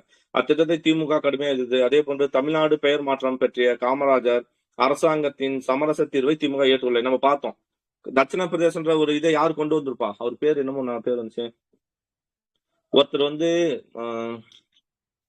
அவர் என்ன பண்ண, அவர் தான் வந்து ஆறு இதா பிரிக்கலாம். அதாவது மொழிவாரி மாநிலங்கள் வேண்டாம், இன்னைக்கு காலை தான் படிச்சோம், மொழிவாரி மாநிலங்கள் வேண்டாம், அது போல என்ன பண்ணலாம், 6 பெரிய இதா பிரிக்கலாம், நிர்வாக பிரியா பிரிக்கலாம். அதுல வந்து கன்னடம், தமிழ்நாடு, அப்புறம் மைசூர், அது என்னது கேரளா, இது 3த்தையும் சேர்ந்து நம்ம என்ன வைக்கலாம்னா தட்சிண பிரதேசம் உருவாக்கலாம் அப்படின்னு சொல்லுவாரு. அதை வந்து 1900 இது எப்ப நடக்குது, தட்சிண பிரதேசம் அதை வந்து 1953லயா 53லயோ 54லயோ ஒரு மாநாடு நடக்கும். அந்த மாநாட்டுல வந்து இந்த இதை வந்து ஒருத்தர் முன்மொழிவாரு, ஒருத்தர் வழிமொழிஞ்சிருப்பாரு. ஆனா வந்து சிபி சண்முகம் வந்து வழிமொழிஞ்சிருப்பாருன்னு நினைக்கிறேன். சி சுப்பிரமணியன்ற ஒருத்தர் வந்து வழிமொழிஞ்சிருப்பாரு. நீங்க பார்த்து வந்தோம்ல, அது அதை வந்து பெரியார் என்ன சொல்லுவார் அப்படின்னு பார்த்தோம்னா, காமராஜர் இதை இது பண்ணா என்ன நடக்கும், காமராஜர் இதை ஆதரித்தால் காமராஜர் தமிழ்நாட்டில் வந்து பயங்கரமான எதிர்ப்பை சந்திக்க வேண்டியதா இருக்கும் அப்படின்னு சொல்லி பெரியார் கடிதம் எழுதியிருப்பார். ஞாபகம் இருக்குல்ல, இன்னைக்கு காலைல படிச்ச மாதிரி ஆப்ஷன் தான் சொல்லிடலாம் எல்லாத்தையும். ராய்னு வரும் சார். என்ன பேரு? ராய்னு வரும். ராய் சிபி ராய். Very good. சிபி ராய் தான் என்ன பண்ணுவார்னா, அந்த 6 நிர்வாக பிரிவுகளை வந்து உருவாக்கலாம்னு சொல்லியிருப்பாரு. அதை வந்து என்ன பண்ணிருப்பாங்கன்னா, காங்கிரஸ் வந்து தீர்மானம் ஒருத்தருக்கு முன்மொழிஞ்சிருப்பாரு, ஒருத்தர் வழிமொழிஞ்சிருப்பாரு. ஓகேங்களா, அதுல சி சுப்பிரமணியம் வரும்னு நினைக்கிறேன். ஓகேவா, சரி, ஓகே. அத்திட்டத்தை திமுக கடுமையாக எதிர்த்து. அதே போல தமிழ்நாடு பெயர் மாற்றம் பற்றிய தமிழ்நாடு நம்ம என்ன பார்த்தோம், 1957 யாரோட காலத்துல, காமராஜர் இருக்கும்போது தானே விருதுநகரை சார்ந்த காங்கிரஸ் கமிட்டி யாரு, சங்கலிங்கனார் வந்து இறக்குறாரு. அவர் இறந்து, ஆனா இப்ப காமராஜர் என்ன சொல்லிட்டாரு அப்படின்னா, தமிழ்ல வந்து இங்கிலீஷ்ல வந்து என்ன பண்ணுங்க, சென்னை மகன் போட்டுலாம், தமிழ்ல வந்து தமிழ்நாடுன்னு எழுதுங்கன்னு சொல்லிதான் சொல்லுவாரே தவிர, இங்கிலீஷ்லயும் அப்ப வந்து திமுக என்ன சொல்லும், ஆங்கிலத்திலயும் தமிழ்நாடுன்ற பேரை மாத்தணும் அப்படின்னு சொல்லிட்டே இருக்கும். ஞாபகம் இருக்குங்களா? ஓகே, அதான் தமிழ்நாடு பெயர் மாற்றம் பற்றிய காங்கிரஸ் அரசு சமரச தீர்வை திமுக ஏற்றுக்கொள்ளவில்லை. அத்தீர்வு தமிழ்நாடு என்ற பெயர், நான் சொன்னேன்ல அந்த பாயிண்ட் வந்து சொல்லுங்க, தமிழ்நாடு. ஏன்னா காமராஜர் என்ன சொல்றேன்னா, தமிழ்ல வந்து நீ என்ன பண்ணுனா தமிழ்நாடுன்னு எழுதிக்கோ, ஆங்கிலத்துல என்ன எழுதிங்க, சென்னை மகன் எழுதிங்கன்னு சொல்லுவாங்க. அந்த சமரச தீர்வை தமிழ்நாடு ஏத்துக்கல, அது திமுக ஏத்துக்கல. சரி, அதையும் ஆங்கிலத்தையும் வலியுறுத்தது. இந்த கோரிக்கையும் திமுக பிரச்சாரம், இதெல்லாம் திமுகவோட பிளஸ்ஸா மாத்திட்டாங்க. இதெல்லாம் வந்து மைனஸா காட்டி திமுக வந்து இதாயிடுச்சு. ஓகே, அடுத்து வந்து காமராஜர் திட்டத்தின் பக்தவச்சலம். காமராஜர் பதவியில் எடுத்து 1963 அக்டோபர் 2 பதவியிலிட்டாரு. பக்தவச்சலம் முதலமைச்சர் பொறுப்பேற்றார். ஆமா, 1963 1967 மத்திய அரசாங்கம் கொண்டு வந்த பிரிவினை தடை சட்டத்தின் விளைவாக 1963 எது பிரிவினை தடை சட்டம், இந்தி இப்ப கொண்டு வருவாங்க இல்லையா, அது இந்தி வந்து ஆட்சி மொழின்னு சொல்லி கொண்டு வருவாங்க இல்லையா, அது திமுக திராவிட நாடு பிரிவினை கோரிக்கையை கைவிட்டது. 1963 மத்திய அரசாங்கம் கொண்டு வந்த பிரிவினை தடை சட்டத்தின் விளைவாக நம்ம என்ன பண்ணுவோம்னா, அப்போ வந்து 1962 என்ன நடந்திருக்கும்னா, அந்த இந்த போர், சீனா போர் நடந்திருக்கும். ஆனால் யாரும் பிரிவினையை பத்தி பேசாதீங்க அப்படின்றனாலதான் இவர் என்ன பண்ணுவார்னா, அறிஞர் அண்ணா வந்து திராவிட நாடுன்னு பேசிட்டே இருப்பாரு சார். அது வந்து பாத்தீங்கன்னா பணியா கேக்குறீங்க, பிரிவினை நாடாது. இப்ப நீங்க பிரிவினையை பத்தி பேசிட்டே இருந்தா உங்க கட்சியை வந்து பேன் பண்ணிடுவோம் அப்படின்னு சொன்னதுக்கு சரி. அதேதான் நேரு வந்து அப்ப சீனா போரும் நடந்துட்டு இருக்கும். அப்ப வந்து பிரிவினை வேணாம், நாட்டுக்குள்ள ஒற்றுமை வேணும்னு சொல்லி இருக்கும்போது இந்த மாதிரி பிரிவினை தடைச்சட்டத்தை போட்டாங்க. திராவிட நாடுன்ற கோரிக்கை வந்து இருக்கக்கூடாது அப்படின்னு போட்ட பின்னாடி அண்ணா அதை கைவிட்டுறாரு. அதை கைவிட்டு எதை கையில எடுத்துப்பாரு, 1963 இயற்றப்பட்ட ஆட்சி மொழி சட்டம். பார்த்தோமா, இந்திய ஆட்சி மொழி சட்டமா வந்தது 1963 தான். அதன் பின் 1963 மத்திய அரசாங்கம் இந்திய ஆட்சி மொழியாக்கும் அரசியல் சட்டத்தை எதிர்த்து சட்டம் வந்தது. நல்லா கவனிக்கணும், அந்த சட்டம் எப்பனா 1963 தான். ஓகேங்களா, அதை நடைமுறைப்படுத்திதான் எப்போ, இந்திய எதிர்ப்பு சட்டத்தை போட்டது வந்து 63, இந்திய வந்து ஆட்சி மொழியான்னு சொல்லிட்டு 63. அதை எப்ப இருந்து நடைமுறைப்படுத்தினா 65 ஜனவரி, என்ன டேட் சொல்லாமே, நான் சொல்லிட்டேன், 1965 ஜனவரின்னு சொன்னாலே ஞாபகம் வரணுமே, 26. வெரி குட், ஜனவரி 26. அந்த நாள் அண்ணா என்ன சொல்லுவாரு, துக்க நாளா கொண்டாடணும்னு சொல்றாரு. ஓகேங்களா, சோ அதான் ஓகே. 1963 மத்திய அரசாங்கம் இந்திய ஆட்சி மொழிக்கும் அரசியல் சட்டத்தை எதிர்த்து திமுக அரசியல் சட்ட எரிப்பு போராட்டத்தை அரசியல் சட்டத்தை வந்து எரிப்பு போராட்டத்தை துவக்கிறான். பாத்துங்க, அரசியல் சட்ட எரிப்பு போராட்டம் 1963 நவம்பர் 17ஆம் தேதி துவக்கப்படும் முன் 1963 நவம்பர் 17ஆம் தேதியே துவக்கப்படும் முன் திமுக தலைவர்கள் கைது செய்யப்பட்டார். அதுக்கு முன்னாடியே கைது செஞ்சாங்க. நவம்பர் 13லயே கைது செஞ்சுட்டாங்க. அதே மாதிரிதான் நம்ம என்ன பார்த்தோம், 1965 ஜனவரி 26 வந்து துக்க நாளா சொல்லிட்டாரு. ஜனவரி 24 எல்லாரும் கைது செஞ்சு போயிடுவாங்க. சிதம்பரத்துல வந்து இது பண்ணாங்க. 2 பேரை வந்து ஃபர்ஸ்ட் 2 பேர் தீ குளிச்சிருவாங்கன்னு சொன்னோம், ஞாபகம் இருக்கா? சிவலிங்கமும் ரங்கநாதனும். சிவலிங்கம் ரங்கநாதன் என்ன பண்ணாங்க, தீ குளிச்சிருவாங்க. அதுக்கப்புறம் வந்து ஒரு மாணவன் வந்து அண்ணாமலை பல்கலைக்கழகத்துல ஒரு மாணவன் பேர் வந்து ஒரு மாணவன் வந்து சுட்டு கொண்டுடுவாங்க. ஓகேங்களா? அதுக்கப்புறம் என்ன பேரு? ராஜேந்திரன். Very good. ராஜேந்திரன் வந்து சுட்டு கொண்டுடுவாங்க. ராஜேந்திரன் அந்த மாதிரி எல்லாம் வரும் இல்லையா? அது மாதிரி நிறைய பார்த்தோம். அப்ப அந்த போராட்டம் 1963 நவம்பர் 17ஆம் தேதி துவக்கப்படும் முன் திமுக தலைவர்கள் கைது செய்யப்பட்டாங்க. நவம்பர் 17 தான் போராட்டம் சொன்னாங்க, முன்னாடி கைது செஞ்சாங்க. நவம்பர் 17 கைது செஞ்சாங்க. திமுக தலைவர் அண்ணாதுரை கைது செய்யப்பட்டு அவர் மீது வழக்கு தொடரப்பட்டது. அவருக்கு 6 மாத கடுங்காவல் தண்டனை விதிக்கப்பட்டது. இந்த சட்ட எரிப்பு போராட்டம் திமுகவின் செல்வாக்கை மேலும் 6 மாசம் கடுங்காவல் மேலும் அதிகரிக்குது. நேருவின் மறைவுக்கு பிறகு 1964 மே 27. ஏன்னா நேரு என்ன சொல்லிப்பாருன்னா, இந்தி பேசாத மக்கள் இந்தியை ஏற்றுக்கொள்ளும் வரை இந்தி திணிக்கப்பட மாட்டாதுன்னு ஒரு உறுதிமொழி கொடுத்துருப்பாரு. ஞாபகம் இருக்குங்களா? அதுதான் அவரது வாக்குறுதி. ஆனா அவருக்கு அப்புறம் வந்தது யாரு? அவருக்கு வந்தது பின்னாடி லால் பகதூர் சாஸ்திரி என்ன பண்ணுவாரு? அதை மதிக்காம இது பண்ணிருப்பாரு. சோ அதுதான் மீண்டும் ஸ்டார்ட் ஆகும். மத்திய அரசு 1965 ஜனவரி 26 நான் சொன்னேன் இல்லையா, நேரு சொல்லிட்டு போவாரு. 63லயே அந்த பிரச்சனை வந்த போது 64 மே 27 நேரு இறந்துறாரு. அவருக்கு அந்த பின்னாடி வந்த லால் பகதூர் சாஸ்திரி என்ன பண்றாருன்னா 65 ஜனவரி 26ஆம் தேதி முதல் இந்திய ஆட்சி மொழியாகும் சொல்லி அறிவிச்சிருவாங்க. இந்த அறிவிப்பு குளவி கூட்டில் கைவிட்டதாயிற்று. மீண்டும் வரலாறுக்கான இந்திய போராட்டத்தை சந்திக்க வேண்டியது. இதுலதான் யாரோட பங்கு அதிகம்? மாணவர்களோட பங்கு அதிகம். போராட்டம் முதலமைச்சர் பக்தவச்சந்தின் மீது கைமீறி சென்று விட்டது. நேருவின் வாக்குறுதி நிறைவேற்றப்படும் என்று இந்திய பிரதமர் மாநில உறுதியளித்ததன் பேரில் இந்த 18 நாள் போராட்டம் விலக்கிக் கொள்ளப்பட்டது. ஓகேங்களா? பிப்ரவரி 17 22 பிப்ரவரி 12 1905 பிப்ரவரி 12 வரையும் போயிட்டு கைது செய்யப்பட்ட தலைவர்கள் விடுதலை செய்யப்பட்டனர். திமுக இப்போராட்டத்தின் விளைவை 1967 என்ன பண்ணுச்சு? அறுவடை செஞ்சு. ஏன்னா இந்திய போச்சுதான் திமுக இதாகிடுச்சு. திசை திருப்பிய தேர்தல் 1967 கவின்மிகு கூட்டணி 1964 நடைபெற்ற பொதுத் தேர்தல் தற்கால தமிழர்கள் திசை பெற்றது. தமிழ்நாடு ஆட்சி காங்கிரஸ் வந்து திராவிட முன்னேற்ற கழகத்துக்கு மாறிவிட்டது. எப்படின்னா, கழகத்து முன் கழகத்து பின் என்ற நிலை ஏற்பட்டது. காங்கிரஸை தனித்திருந்து போட்டியிட்டு தேர்தல் வெற்றி பெற முடியாது என்பதை நன்கறிந்த திமுக தலைவர் அண்ணாதுரை கவின்மிகு கூட்டணி, அந்த கூட்டணிக்கு பேர் என்னது? ஐக்கிய முன்னணி என்று அழைக்கப்பட்டது. ஐக்கிய முன்னணி யார் என்ன கூட்டணி? ராஜாஜியோட என்ன கட்சி பார்த்தோம்? சுதந்திரா கட்சி. அப்புறம் மார்க்சிய கம்யூனிஸ்ட் கட்சி, அதுதான் வந்து சொல்லுவோம் மார்க்சிய கம்யூனிஸ்ட் கட்சி. அப்புறம் பிரஜா சோசலிஸ்ட் கட்சி பார்த்தோம்.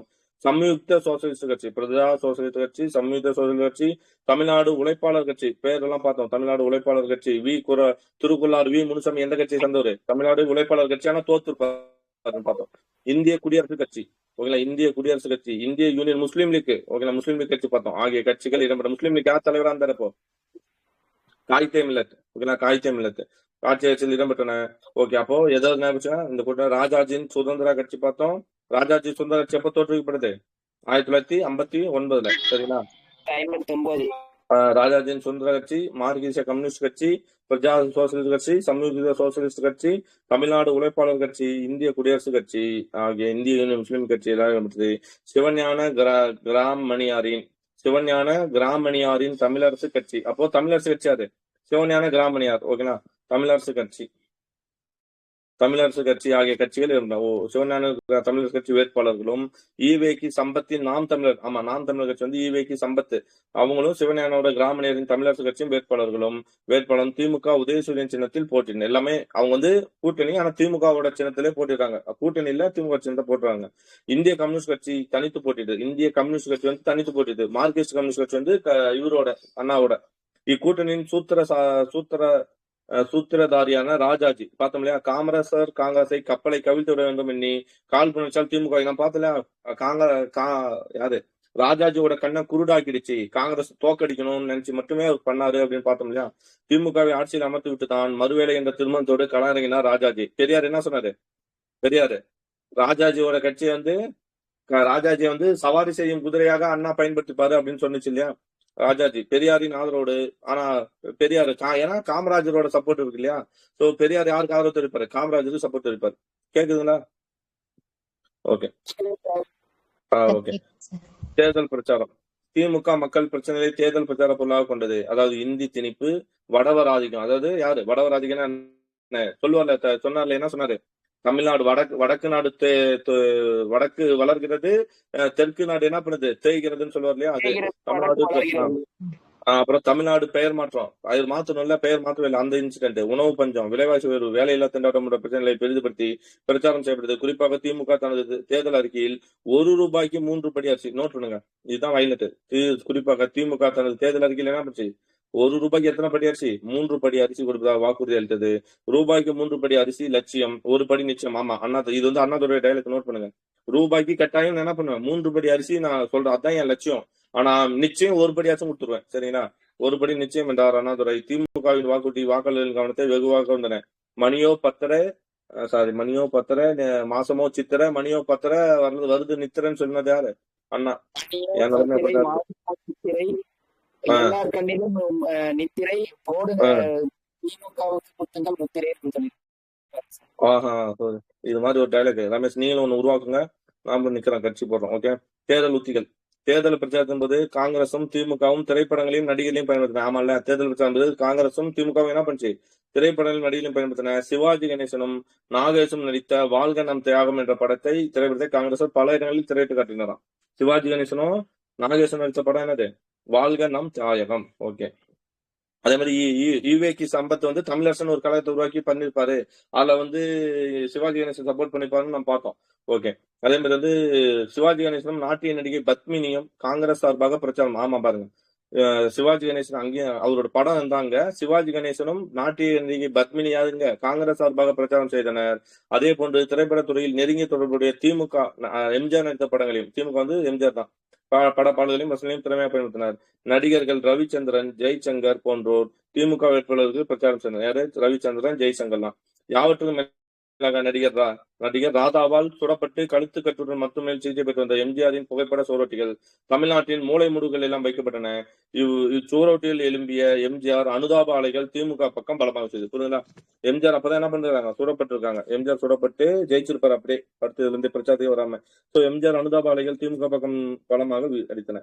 தேர்தல் 1967 பிப்ரவரி தேர்தல் நடைபெற்றது. 234 சட்டமன்ற தொகுதியில் அன்னைக்கு 234 சட்டமன்ற தொகுதிகளுக்கும் 25 நாடாளுமன்ற தொகுதிகளுக்கும் இத்தேர்தல் 3 கட்டங்களாக நடைபெற்றது. ஆனா என்ன ஒண்ணுன்னா, அன்னைக்கு 234, இது எப்போ? 1967, 234 தொகுதி. இன்னைக்கு எத்தனை தொகுதி தான்? 234 தொகுதி தான். ஓகே. 25 நாடாளுமன்ற தொகுதிகளுக்கும் இத்தேர்தல் 3 கட்டங்களாக பிப்ரவரி 5, 18, 21 நடைபெற்றது. திருமங்கலம் தொகுதி கூட்டணி வேட்பாளர் இறந்து விட்டதால் அத்தொகுதி நீங்களாக. எந்த தொகுதி? திருமங்கலம் தொகுதி கூட்டணி வேட்பாளர் வந்து இறந்துட்டார். அது நீங்களாக ஒண்ணு மட்டும்தான். 234ல ஒரு தொகுதி மட்டும் நிக்கல. அது எதுனா திருமங்கலம் தொகுதி.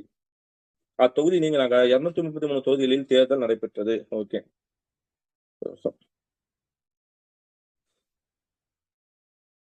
வாய்ஸ் கேக்குதானே எல்லாருக்கும்? கேக்குது சார். Okay okay okay.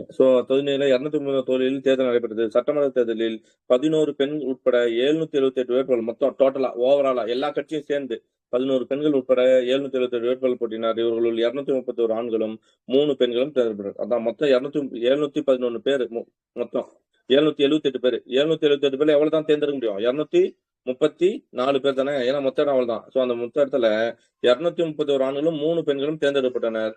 மொத்தம் 76.57% இவர்களுள் 79.19% ஆண்கள், 73.99% பெண்கள். அது தேவையில்ல. தேர்தல் திமுக எத்தனை நாம் பார்த்தோம் இல்லையா? போட்டியிட்ட 174 இடங்கள்ல எவ்வளவு ஜெயிச்சிருக்கு? வென்ற இடங்கள் 138. சரிங்களா? வந்து பிளஸ் 87. அது என்னமோ காங்கிரஸ் 234 பேரும் எவ்வளவுதான் ஜெயிச்சிருப்பாங்க? 49 தான் ஜெயிச்சிருக்கு. சுதந்திரா வந்து 27க்கு 20 ஜெயிச்சிருச்சு. கம்யூனிஸ்ட், மார்க்சிஸ்ட் கம்யூனிஸ்ட் 22க்கு 11. பிரஜோ சோசியலிஸ்ட் வந்து 4க்கு 4 ஜெயிச்சிட்டு இருக்குது.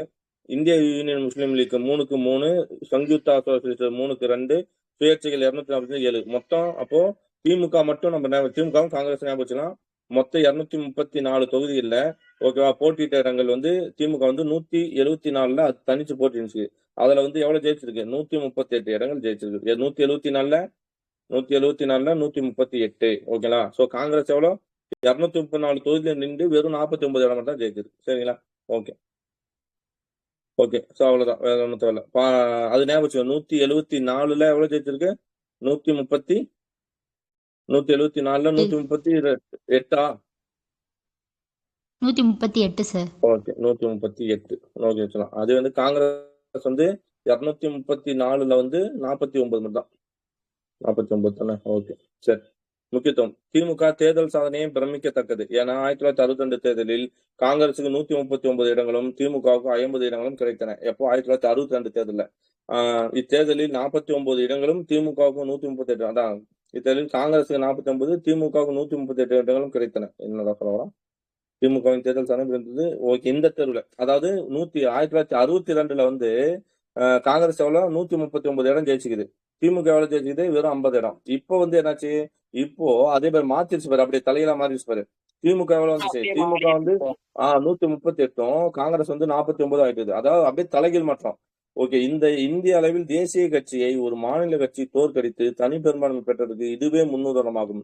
வெற்றி கூட்டணி கட்சிக்கு கிடைத்த வெற்றியாகும். கூட்டணி 14 மாவட்டங்களில் 10ல் அறுதி பெரும்பான்மை பெற்றது. இத்தகைய வெற்றியை காங்கிரஸ் ஒரு மாவட்டத்தில் கூட பெறவில்லை. அதற்கு காரணம் அக்கட்சி ஆதி திராவிடர் என்ற முஸ்லிம்களின் ஆதரவை இழந்ததே ஆகும். ஓகேங்களா. எந்த கட்சி? காங்கிரஸ் கட்சி.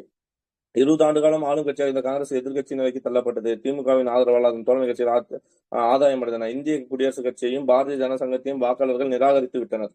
இந்திய குடியரசுக் கட்சியும் பாரதிய ஜன சங்கத்தையும் என்னாச்சு? வாக்காளர்கள் நிராகரித்து விட்டனர். கூட்டணியில் இடம்பெறாத இந்திய கம்யூனிஸ்ட் கட்சியால் 2 இடங்களை மட்டுமே பெற முடிந்தது. பார்வர்டு பிளாக் ஒரு இடத்தில் மட்டுமே வெற்றி பெற்றது. 245 இடங்களில் போட்டியிட்டும் சுயேட்சைகள் 7 இடங்களை மட்டுமே பெற முடிந்தது. நாடாளுமன்றம் 25 இடங்களில் போட்டியிட்ட திமுக 25 இடங்களையும் வெற்றி. நாடாளுமன்ற தேர்தல் எவ்வளவு நான் பார்த்தோம் இல்லையா? 234 வந்து சட்டப்பேரவை தேர்தல், நாடாளுமன்றம் வந்து 25ன்னு பார்த்தோம். 25க்கும் 25. ஓகேவா? 25 ஓகே. ஓகே தேர்தல் வெற்றி இந்தியாவில் வேறு எந்த கட்சியுமே கிட்டிட வரலாற்று சாதனை என குறிப்பிட்டுள்ளார் மு. கருணாநிதி. திமுக வெற்றியை சோக சம்பவம் என்று கூறினார் பெரியார். பெரியார் என்ன சொல்றாரு? திமுகவோட வெற்றியை சோக சம்பவம்னு சொல்றாரு. கருணாநிதி என்ன சொல்றாரு அப்படின்னு பார்த்தோம்னா இந்தியாவில் வேறு எந்த கட்சியுமே கிட்டிடாத வரலாற்று சாதனையாகணும்னு சொல்றாரு. சரிங்களா. ஓகே தேர்தலில் காங்கிரசின் தோல்விக்கு வெற்றியை பெரிதும் காரணம். ஓகே இதெல்லாம் கதை தான். இதெல்லாம் வந்து அந்த இந்தி உறுதிமொழி முன்கொண்டு நல்லவில்லை தேசிய உணர்வு அவ்வளவுதான் வந்துருங்க. ஆட்சி அமைப்பு ஆட்சி ஏற்பு திமுக சட்டப்பேரவை உறுப்பினர்கள் அண்ணாவை சட்டசபை திமுக தலைவராக தேர்ந்தெடுத்தனர். ஓகே 1967 மார்ச் திமுக சட்டப்பேரவை உறுப்பினர்கள் அண்ணாவை என்ன பண்றாங்க? சட்டசபை திமுக அண்ணாவை சட்டசபை திமுக தலைவராக தேர்ந்தெடுத்தனர் 1967 மார்ச்ல. அவர் தென் சென்னை நாடாளுமன்ற மக்களவை தொகுதியிலிருந்து விலகி பின்னர் ஆளுநரால் சட்டமன்ற மேலவைக்கு நியமித்தார். அவர் எங்க? சென்னை தென் சென்னை நாடாளுமன்ற மக்களவை. அவர் வந்து நாடாளுமன்ற மக்களவை உறுப்பினரா இருக்காரு. எங்க அண்ணா நாடாளுமன்ற மக்களவை உறுப்பினரா இருக்காரு. அதுல இருந்து விலகி பின்னர் ஆளுநர் என்ன உருவாக்கப்பட்டது? சட்டமன்ற மேலவைக்கு நியமிக்கப்பட்டார். எப்போ? 1967 மார்ச் ஏப்ரல் 22 சட்ட மேலவை. நான் சொல்றது புரியுதுங்களா? அண்ணா வந்து என்னவா இருக்காரு 1967ல? நாடாளுமன்ற 25 பார்த்தோமா? ஞாபகம் இருக்கா? 25 அந்த நாடாளுமன்ற உறுப்பினரா இருக்காரு. நாடாளுமன்ற உறுப்பினர்னா இப்ப நீ வந்து இப்போ முதலமைச்சர் ஆகும்போது என்ன பண்ணும்? ஒண்ணு சட்டப்பேரவையில இருக்கணும், இல்லைன்னா வந்து சட்ட மேலவை உறுப்பினரா இருக்கணும்னு சொல்லி அண்ணாவை இந்த பகுதி அதாவது அவர் என்னன்னா தென் சென்னையோட நாடாளுமன்ற உறுப்பினரா அண்ணா செலக்ட் ஆயிட்டாரு. அதை ராஜினாமா பண்ணிட்டு அவர் என்னவா பண்றாங்க? சட்ட மேலவை உறுப்பினர் வந்து சட்ட மேலவை உறுப்பினரா யாரு ஆளுநர் நியமிக்கிறாரு. ஏன்னா எதனால சொல்லுங்க பார்க்கலாம். இதே மாதிரி ஒரு உத்தியை ஒருத்தர் ஃபாலோ பண்ணாரு. யார் அவரு? ராஜாஜி. பார்த்தோம் இல்லையா? 1952 தேர்தல்ல 1952 தேர்தல்ல 54 நடக்கும் தேர்தல்.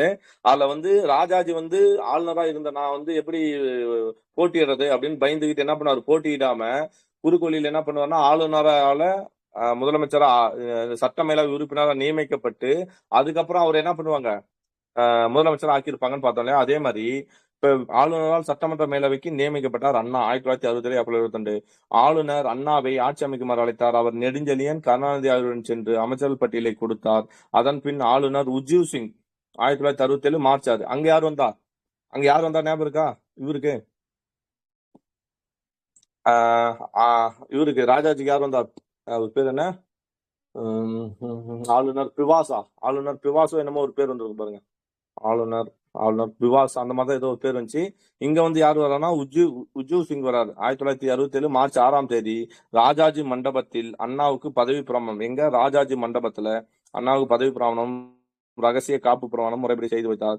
இப்பதவி ஏற்பு நிகழ்ச்சி ஆளுநர் மாளிகையில் நடைபெறுவதற்கு பதில் ராஜாஜி மண்டபத்தில் நிகழ்ந்தது குறிப்பிடத்தக்கலாம். ஓகேங்களா. ஸோ எங்க ஆளுநர் மாளிகையில் நடைபெற்றது பதில் ராஜாஜி மண்டபத்தில் நடைபெறுது. அது குறிப்பிடத்தக்கது. நோட் பண்ணுங்க. இங்க யார் வரா? உஜ்ஜீவ் சிங் வராரு. ரமேஷ் அங்க யார் வந்தாலும் மட்டும் பாருங்க. பிவாசோ என்னமோ ஒரு பேர் இருந்தது. ஓகேவா? அதை மட்டும் பாத்துங்க. ஓகே. ஸோ அப்போ என்ன பேரு சார் சொல்றீங்களா? ஓகே சரி. ஓகே சரி. இப்போ உங்களுக்கு ஏதாவது ஒரு கொஸ்டின் இப்ப ஞாபகம் வருதா? உங்களுக்கு ஞாபகம் குரூப் 2A கொஸ்டின் இதுக்கு முன்னாடி நடந்த, அதாவது இப்ப நான் போயிட்டு வந்தேன் கவுன்சிலிங், அந்த கொஸ்டின் அது இந்த குரூப் 2A கொஸ்டின்ல மெயின்ஸ்ல ஓகேங்களா, பெரியார் இது ஒரு 4 பொறுத்துக சரியான குற்றை காண்கன்னு வரும். அதுல அண்ணா வந்து என்னன்னா சட்ட மேலவை உறுப்பினராக இருந்து முதலமைச்சராக தேர்ந்தெடுக்கப்பட்டவர், கரெக்ட். அதே மாதிரி ராஜாஜும் சட்ட மேலவை உறுப்பினராக இருந்து என்னவா தேர்ந்தெடுக்கப்பட்டிருப்பாரு, முதலமைச்சராக தேர்ந்தெடுக்கப்பட்டிருப்பாரு. இது ரெண்டும் ஞாபகம் வச்சுங்க ஓகேங்களா. ரெண்டே பேர் தான், அதாவது A to Z 1921 இருந்து 1900 இன்னைக்கு வரையுமே 2 பேர் மட்டும்தான் சட்ட மேலவை உறுப்பினராக இருந்து என்னவா ஆக்கியிருப்பாங்க, முதலமைச்சராக ஆக்கியிருப்பாங்க. அந்த 2 பேர் என்ன, ஒன்னு அண்ணா, இன்னொன்னு ராஜாஜி. ஓகேவா? சரி, அமைச்சரவை அண்ணா டேட்டு என்ன சொல்றீங்க, புரியல. முதலமைச்சரானது மார்ச் மாதம், மேலவைக்கு தேர்ந்தெடுக்கப்பட்டது ஏப்ரல் மாதம் இருக்கே சார். ஓ, இது சொல்றீங்களா? Okay okay. 1967 மார்ச்ல வந்து சட்டசபை அண்ணாவை சட்டசபை திமுக தலைவர் தேர்ந்தெடுத்தார். 1967 அவர் தென் சென்னை நாகலை தொகுதியிலிருந்து விலகி ஆளுநர் சட்டமன்ற மேலவைக்கு நியமித்தார். 1967 ஏப்ரல் 22 ஆளுநர் அண்ணாவை ஆட்சி அமைக்குமாறு அழைத்தார். அவர் நெடுஞ்செல்வன் நதி. அதன் பின்னர் ஆளுநர் உஜ்ஜீவ் சிங் 1967 மார்ச் 6 ராஜாஜி மண்டபத்தில் அண்ணாவுக்கு பதவி பிரமாணம் ரகசியம் ஏதோ ஒண்ணு இதாகுது தெரியல. அப்ப அது வந்து ஏப்ரல் 22 டேட் வந்து தப்பா இருக்கலாம்னு நினைக்கிறேன். ஓகேண்ணா, இது வந்து விலக்கி பின்னர் ஆளுநரால் சட்டமன்ற மேலவைக்கு நியமித்தார். இந்த டேட்டு தான் ஏதோ எதுலயோ ஒரு டேட் இதுல தப்பா இருக்கு, பாத்துக்கலாம் இருங்க. கரண்ட் எடிஷன்ல என்ன பாத்துக்கலாம். சரி, ராஜாஜி மண்டபத்தில் அண்ணாவுக்கு அந்த டேட் இது வச்சுங்க. ஆனா இந்த டேட் ரைட் தான், மார்ச் 6 தான் அவர் முதலமைச்சர் பதவி ஏற்பாரு. சரிங்களா, அது இது ரைட்டு தான். மார்ச் 6 இந்த டேட் ரைட்டு, அதை நோட் பண்ணி வச்சுங்க. தேதி ராஜா மண்டபத்தில் அண்ணாவுக்கு பதவி பிரமாணம் ரகசிய காப்பு பிரமாணம் முறைப்படி செய்து வைத்தார். பதவி ஏற்பு நிகழ்ச்சியில் ஆளுநர் மாளிகை எங்க இருந்தது, ஆளுநர் மாளிகையில் நடக்காம ராஜாஜி மண்டபத்தில் நடந்துக்குது. அமைச்சரவை அண்ணாவின் அமைச்சரவையில் நெடுஞ்செழியன் வந்து கல்வி, நெடுஞ்செழியன் கல்வி, கருணாநிதி பொதுப்பணி, KA மதியழகன் வந்து என்னது உணவு, KA மதியழகன் என்னது உணவு, கோவிந்தசாமி விவசாயம். இது பாருங்க, சத்தியவாணி முத்து ஆதி திராவிடர் நலம். ஓகேனா, சத்தியவாணி முத்து ஓகேனா ஆதி திராவிடர் நலம். S மாதவன் சட்டம், SJ சாதிக் பாட்சா வந்து மக்கள் நல வாழ்வுத்துறை. ஓகேனா, SJ சாதிக் வந்து மக்கள் நல வாழ்வுத்துறை. முத்துச்சாமி உள்ளாட்சி, முத்துச்சாமி உள்ளாட்சி ஆகியோர் இடம் பெற்றனர். முதலமைச்சரிடம் நிதி மற்றும் உள்துறை இலாக்கள் இருந்தன. முதலமைச்சர்கிட்ட யாரு, அவர்கிட்ட அண்ணா கிட்ட நிதி மற்றும் உள்துறை இலாக்கள் இருந்தன. 1967 மார்ச் 17 தீபா ஆதித்யநாத் சட்டப்பேரவை சபாநாயகராக தேர்ந்தெடுத்தார். அப்போ திமுகவுல சட்டசபை நாயகர் சபாநாயகர் யாருன்னா தீபா ஆதித்யநாத், மார்ச் 17. ஓகேவா? ஸோ இந்த இதெல்லாம் கேட்க இன்சிடென்ட் கண்டிப்பா கண்டாயம் கேட்க சான்சஸ் இருக்கு. உங்களை யார் யாரு எந்த துறை அமைச்சர் பாருங்க. நெடுஞ்செழியன் என்னது, நெடுஞ்செழியன் பாண்டியன் நெடுஞ்செழியன் வச்சுக்கலாம். நம்ம கல்வியில் அதிகமாக படிப்போம். ஸோ கல்வி. கருணாநிதினு வந்தாலே பொதுப்பணி, கருணாநிதி நிதின்னு வந்தா பொதுப்பணி.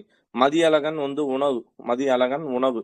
கோவிந்தசாமி சாமி வந்து விவசாயம், கோவிந்தசாமி வந்து விவசாயம். சத்தியவாணி முத்து இன்னை வரையுமே என்னன்னா ஆதிதிராவிட நலத்துறை மூலியமா என்ன கொடுக்குறாங்க, ஆதரவற்ற பெண்மணிகளுக்கும் கரோனால் கைவிடப்பட்டிருக்கும். ஓகேங்களா, இவங்களுக்கு எல்லாம் சத்தியவாணி முத்து அம்மையார் பேர்ல தான் என்னது தையல் மிஷின் கொடுத்துட்டு வராங்க. சரிங்களா, அப்போ சத்தியவாணி முத்து ஆதிதிராவிட நலம். S மாதவன், ஓகேங்களா, S மாதவன் சட்டம், மாதவன்னாலே சட்டம் வந்துடுறாரு. ஓகேங்களா, SJ சாதிக் பாட்சா மக்கள் நல வாழ்வுத்துறை. முத்துசாமி உள்ளாட்சி, முத்துசாமி வந்து உள்ளாட்சி. ஓகேங்களா, ஓகே. முதலமைச்சர்னா யார், அண்ணா கிட்ட வந்து நிதி மற்றும் உள்துறை. அப்போ 1967 மார்ச் 17 மார்ச் 6 வந்து பதவி ஏற்கிறாரு. மார்ச் 17 சீபா ஆதித்யநாத் சட்டப்பேரவை சபாநாயகராக தேர்ந்தெடுக்கப்பட்டார். அண்ணாதுரையின் சாதனைகள். பெருக்கத்து வேண்டும் பணிவு. வியக்கத்தக்க தேர்தல் வெற்றிக்கு காரணமான அண்ணா வள்ளுவரின் வாக்கிருப்ப மன சமநிலை இழக்காமல் பணிவுடன் இருந்தார். மக்களால் தேர்ந்தெடுப்பட்ட நாம் பிழைக்கஞ்சி நடத்தி கொள்ள வேண்டும் என்று பிழைக்கஞ்சி தேர்ந்தெடுக்கப்பட்ட நாம் பிழைக்கஞ்சி நடத்திக் கொள்ள வேண்டும் என்று மெரினா கடற்கரையில் நடைபெற்ற மாபெரும் வெற்றி விழா கொண்டாட்ட கூட்டத்தில் உரையாற்றிய போது தம்பிகளுக்கு அறிவுரையாக கூறினார். பண்பாளரான அவர் தேர்தல் வெற்றிக்கு வியூகம் அமைத்து கொடுத்த ராஜாஜி விஷக்கிருமிகள் என்று வர்ணித்த முன்னாள் முதலமைச்சர் பக்தவசலம், சட்டமன்ற மேலவைத் தலைவர் மாணிக்கவேல் நாயக்கர், ஆளுநர் உஜ்ஜல் சிங் ஆகியோரை சந்தித்து ஆசி பெற்றார். யாரெல்லாம் சந்திக்கிறார் பாருங்க. அதாவது அண்ணா வந்து முதலமைச்சர் ஆயிட்டாரு. அண்ணா முதலமைச்சர் ஆயிட்டு போயிட்டு அவருக்கு வெற்றி வியூகம் அமைத்து கொடுத்தது யாரு, கண்டிப்பா ராஜாஜி. அவர்கிட்டயும் அண்ணாவை வந்து விஷக்கிருமின்னு சொன்னது யாருன்னா பக்தவச்சலம். ஓகேங்களா, ஏன்னா 1967 யாரு இதா இருந்தது இந்த இதுல பக்தவச்சலம் தானே காங்கிரஸ்ல முதலமைச்சரா இருந்தாரு. சோ பக்தவச்சலம். சட்டமன்ற மேலவைத் தலைவராக இருந்த மாணிக்கவேல் நாயக்கர். அப்போ சட்டமன்ற மேலவைத் தலைவர் இருந்த யாரு, மேலவைக்கு மாணிக்கவேல் நாயக்கர். ஆளுநர் உஜ்ஜல் சிங் தானே கூப்பிட்டு இது பண்ணாரு பதவி பிரமாணம். உஜ்ஜல் சிங் ஆகியோரை சேர்ந்து ஆசி பெற்றார். அதன் பின் யாருக்கிட்ட கண்டிப்பா போயிருப்பாரு, திருச்சி சென்று அவரது அரசியல் ஆசான் பெரியாரை சந்தித்து அவரது வாழ்த்துக்களை பெற்றார். ஓகேங்களா, திருச்சி போறாரு, பெரியாரை சந்திக்கிறார், வாழ்த்துக்களை பெற்றார். 18 ஆண்டுகளுக்கு பின் நடைபெற்ற அப்பசமிகு சந்திப்பின் போது. ஏன்னா 1949 பிரிஞ்சு போனாரா, கூட 18 கூட்டலாமா, 9 8 கூட்டினா 7, இது ஒண்ணு யாருக்கா கால்குலேட்டர் எடுத்துங்க, 6. 1967 தானே ஜெயிக்கிறாரு. 18 ஆண்டுகளுக்கு பின் நடைபெற்ற அந்த பாசமிகு சந்திப்பின் போது பெரியார் நெச்சம் நெகிழ்ந்து என்னை கூச்சமடைய வைத்து விட்டீர்கள் என்று குமரியிடும் குரலில் கூறியதாக உடனிருந்து பார்த்த கருணாநிதி பதிவு சொல்றாராம். ஓகேங்களா. பெரியார் என்ன சொல்றாரு, என்னை வந்து நீங்க கூச்சமடைய வச்சுட்டீங்க அப்படின்னு சொல்லி என்னை கூச்சமடைய வைத்து விட்டீர்கள், அதாவது இதுல அந்த நெகிழ்ச்சியில கூச்சமடைய வைத்து விட்டீர்கள் என்று குமரியிடம் குரலில் அது கூறியதாக உடனிருந்து பார்த்தவர் யார், மு கருணாநிதி பதிவு செய்துள்ளார்.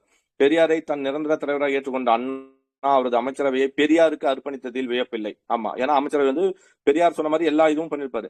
இவர்களை சந்தித்ததன் மூலம் தேர்தல் வெற்றியால் கர்வம் கொள்ளாமல் பணிவுடன் நடந்து கொள்ள வேண்டும் என்ற அரசியல் பண்பாட்டுக்கு முன்னுரமாக திகழ்ந்தார் அண்ணா.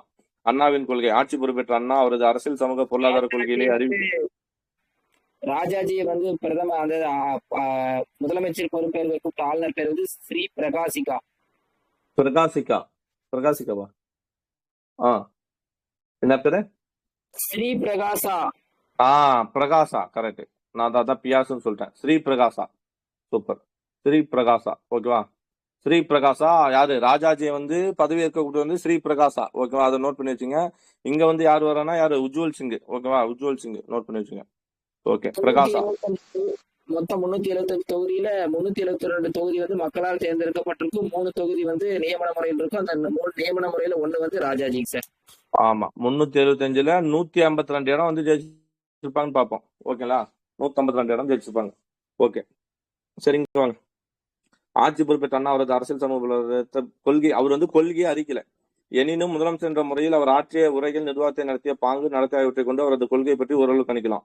இந்திய இறையாண்மை ஏற்றுக்கொண்டு பல்வேறு கலாச்சாரங்களை உள்ளடக்கிய இந்திய துணை கண்டதில் தமிழரின் தனித்தன்மை, மத்திய அரசுடன் மோதலை தவிர்த்து இணக்கமாக செயல்பட்டு தமிழ்நாட்டுக்கு தேவையான உரிமைகளை பெறுவது, வளத்திட்டங்களை நிறைவேற்றல், மாநில சுயாட்சிக்கு தேவையான உரிமைகளை பெறுவது, ஓகே, ஆரோக்கியமான மத்திய மாநில உறவு, கூட்டுறவு, கூட்டாட்சி, விஞ்ஞான சோசலிஸ்டுக்கு வடிவம் கொடுத்தல், சுருங்கக்குறியின் ஜனநாயகம், சமத்துவம், சமூக நீதி, மத நல்லிணக்கம், சமயச்சார்பற்ற நல்லாட்சி ஆகிய உட்கூறுகளை கொண்டது அண்ணாவின் கொள்கை. சமயச்சார்பற்ற ஆட்சி. அண்ணா ஒரு மதச்சார்பற்ற தமிழ் தேசியவாதி. அவரது ஆட்சி சமயச்சார்பற்றது, மத அரசியலோடு கலக்கூடாது என்பதே மதச்சார்பற்ற ஆட்சியின் அடையாளம். அதனால்தான் அண்ணா அரசாங்க அலுவலகங்களின் கடவுள் படங்களை வைக்கக்கூடாது என்று ஆணை பிறப்பித்தார். ஓகேங்களா. அப்போ அரசாங்க அலுவலகங்களில் அரசாங்க அலுவலகங்களில் கடவுள் படங்களை வைக்கக்கூடாது என்று ஆணை பிறப்பித்தவர் யாரு, அண்ணா. அவர் சமயத்துக்கு எதிரானவரோ அல்லது கடவுளை மறுப்பவரோ அல்ல. அவர் பகுத்தறிவாது, சமயச்சார்பற்றவர், பிறர் மத உணர்வுகளை மதிப்பவர். எனவே அவர் அரசாங்க அலுவலகம் சமயச்சாயால் படாமல் இருக்கட்டும். ஐயோ, என்னோட ஆபீஸ்ல கூட ஒரு போட்டோ இருக்கும், 2-3 சாமி போட்டோ இருக்கும். இனிமே நானும் போய் அதை எடுத்துறேன். ஓகேங்களா. எனவே அவர் அரசாங்க அலுவலகம் சமயச்சார்பு விடாமல் இருக்க வேண்டும் என்பதில் குறியாக இருந்தார். அப்போதுதான் அரசாங்க அதிகாரிகளும் அலுவலர்களும் சமயச்சார்பு இல்லாமல் மக்கள் நலனை மட்டும் மனதில் கொண்டு செயல்பட முடியும் என்பது அவர் உறுதியான நிலைப்பாடு. ஆனா இன்னைக்கு சாமி போட்டோ இருக்குதோ இல்லையோ, யார் போட்டோ இருக்குன்னு ரமேஷுக்கு தெரியும். அண்ணாவின் இந்த ஆணை சமகாலத்தார் தமிழ்நாட்டு வரலாற்றில் புரட்சிகரமான செயலாகும். சரிங்களா. ஓகே, அப்போ அண்ணாவோட தான் என்னது, அலுவலகங்கள்ல சாமி போட்டோ இருக்கக்கூடாதுன்னு சொன்னது யாரு, அண்ணா. நிர்வாக நெறி. வழக்கமாக முதலமைச்சர் பொறுப்பேற்றவுடன் அரசாங்க அதிகாரிகளை இடமாற்றம் செய்வது வழக்கம்.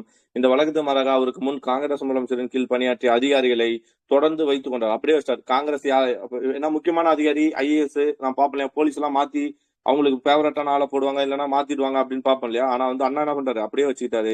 அப்போதான் நிர்வாக தொடர்ச்சி இருக்கும் என்பதை நன்கறிந்தார் அண்ணா. அது மட்டும் இல்ல, நிர்வாக சிக்கனத்தின் சின்னமாக திறந்தார். அமைச்சர்களின் ஊதியத்தை பாதியாக குறைத்தார். அமைச்சர்களோட ஊதியத்தை என்ன பண்ணாரு, பாதியாக குறைச்சிட்டார்.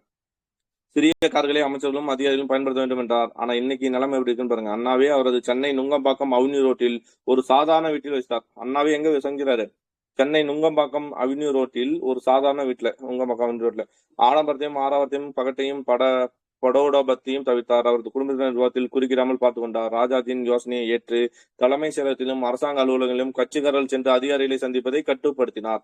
பார்த்தோமா இல்லையா. இதே மாதிரி யார் பண்ணா குமாரசாமி ராஜா பண்ணிருப்பாரு. ஆமா, சீர்திருத்தம் பண்ணிருப்பாரு. அதே மாதிரிதான் அண்ணாவும் என்ன பண்றாரு அப்படின்னு பார்த்தோம்னா, ராஜாஜின் யோசனை தலைமைச் செயலகத்திலும் அரசாங்க அலுவலகங்களிலும் கட்சிக்காரர்கள் சென்று அதிகாரிகள் என்ன பண்ணக்கூடாது, சந்திக்க கூடாது. அதே மாதிரி வந்து யாரு போன் பண்ணி எது சொன்னாலும் கேட்கக்கூடாது, லெட்டர் மூலியமா சொன்னா மாதிரி தான் இது பண்ணணும்னு சொல்லிப்பாரு இல்லையா, IASக்கு. அது மாதிரி முதலமைச்சரை சந்திப்பதற்கு பிற கட்சியினர் திமுகவினர் தனக்கு நெருக்கமானவர்கள் என்ற வரிசையில் முன்னுரிமை கொடுத்தனர். முதலமைச்சரை சந்திப்பதற்கு பிற கட்சியிற்கு ஃபர்ஸ்டா, 2வது திமுக, அது தனக்கு நெருக்கமானவர்களாம். அண்ணா பின்பற்றிய இந்த நிர்வாக நெறி அவருக்கு பின்வருவோர் பின்பற்ற வேண்டும் என்பது முன்னுதாரணம். ஓகே. படியரசி திட்டம். அண்ணா முதலமைச்சர் பொறுப்பேற்றவன் வறுமை ஒழிப்புக்கு முன்னுரிமை கொடுத்தார். தேர்தல் பிரச்சாரத்தின் போது ரூபாய்க்கு 3 படி அரிசி கொடுப்பதே தனது குறிக்கோள் சொன்னாரா? அந்த லட்சியத்தை நிறைவேற்றும் பொருட்டு 1967 இந்த டேட் நோட் பண்ணுங்க. 1967 மே 15ஆம் தேதி நடவடிக்கையாக கோவையிலும், அப்போ படியரசி திட்டம் எங்க தொடங்குறது? கோவையிலும் சென்னையிலும் படியரசி, அதாவது ரூபாய்க்கு 1 படி அரிசி என்ற திட்டத்தை அறிமுகப்படுத்தினார். ஞாபகம் இருக்கா? ரூபாய்க்கு 3 படி அரிசி நிச்சயம் லட்சியம், 1 படி என்பது நிச்சயம் சொன்னார் இல்லையா, அதுதான். சோ அப்போ ரூபாய்க்கு 1 படி அரிசி, ஓகேங்களா, 1 படி அரிசி, அதாவது ரூபாய்க்கு 1 படி அரிசி என்ற திட்டத்தை அறிமுகப்படுத்தினார். எங்க? கோவையிலும் சென்னையிலும். 1967 மே 15. 1967 மே 15. 67 மறக்க மாட்டோம், ஏன்னா அப்பதான் அவர் முதலமைச்சர் ஆகிறாரு. மே 15 ஞாபகம் வச்சுங்க. ஓகே. அத்துவக்க திட்டத்துக்காக 5 கோடி ரூபாய் செலவிடப்பட்டது. அத்திட்டத்தால் 31 லட்சம் ஏழைகள் பயனடைந்தனர். ஓகே. எவ்வளவு? 5 கோடி ரூபாய் செலவழிச்சிருக்கிறார். ஓகே. நெக்ஸ்ட், இலவச கல்வி. வறுமை ஒழிப்பை போன்ற ஏழை எளியோரின் கல்வி வளர்ச்சிக்கு முக்கியத்துவத்தை கொடுத்த முதலமைச்சர் நடைமுறையில் இந்த இலவச துவக்க மற்றும் உயர்நிலை பள்ளி படிப்பை அடுத்த நிலைக்கு கொண்டு சென்றார். மாத வருவாய் 1500க்கு குறைவாக உள்ள பெற்றோரின் பிள்ளைகள், நம்ம அங்கே பார்த்தோம்ல எவ்வளவு இருக்கணும், 1500 ரூபாய் குறைவாக உள்ள பெற்றோரின் பிள்ளைகளை இலவச பல்கலைக்கழக முன்சட்ட கல்வி பெற வழிவகுக்கப்பட்டது. அதே மாதிரி தான் காமராஜரும் அதே தான் பண்ணிருப்பாரு. 1500 ரூபாய் கீழே இருக்கவங்களுக்கு இல்ல 10ஆம் வகுப்பு என்ன சொல்லிப்பாரு, இலவச கல்வின்னு சொல்லிப்பாரு. ஓகே. இவர் என்ன பண்றாருன்னா அந்த 10ஆம் வகுப்புன்றதை இங்க எதிரையும் கொண்டு போயிட்டாரு, இலவச பல்கலைக்கழக முன்சட்ட கல்வி வரையும் கொண்டு போயிட்டார். ஓகேங்களா. சோ இந்த வசதி சாதி வேறுபட்ட அனைத்து ஓய்வினருக்கும் அளிக்கப்பட்டது என்பது குறிப்பிடத்தக்கது. வறுமையை மட்டும் அளவுகோலாக கொண்டு நிறைவேற்றும். அதாவது இடஒதுக்கீடு எப்படி இருந்துச்சுன்னா ஏழ்மை மட்டும்தான், யாரெல்லாம் 1500 ரூபாய் கீழே இருக்காங்களோ அவங்க எல்லாத்துக்குமே இது. ஓகே. சாதிவாரி இடஒதுக்கீடு என்ற நீதி கட்சி பாரம்பரிய கொள்கையிலிருந்து, அந்த சாதிவாரி இடஒதுக்கீடுனாலே அது ஏன் வரும், நீதி கட்சி வந்துடும். அதுல இருந்து இது கொஞ்சம் மாறுபட்டதா இருக்கு. சமத்துவம் சமுதாய குறிக்கோளை மனதில் கொண்டு அண்ணா செய்த கல்வி புரட்சியை சாதி வேறுபட்ட கல்வி சலுகை, கல்வி வளர்ச்சிக்காக முந்தைய அரசாங்கம் செலவிட்டதை விட ரூபாய் 7 கோடி அதிகம். அந்த உணவுக்கு அடியரிசிக்காக 5 கோடி, கல்விக்காக ரூபாய் 7 கோடி அதிகமாக செலவிட்டிருக்கு. விவசாய வளர்ச்சி. வறுமை ஒழிய வேண்டும், விவசாய வளர்ச்சி பன்மடங்கு பெருக்க வேண்டும்.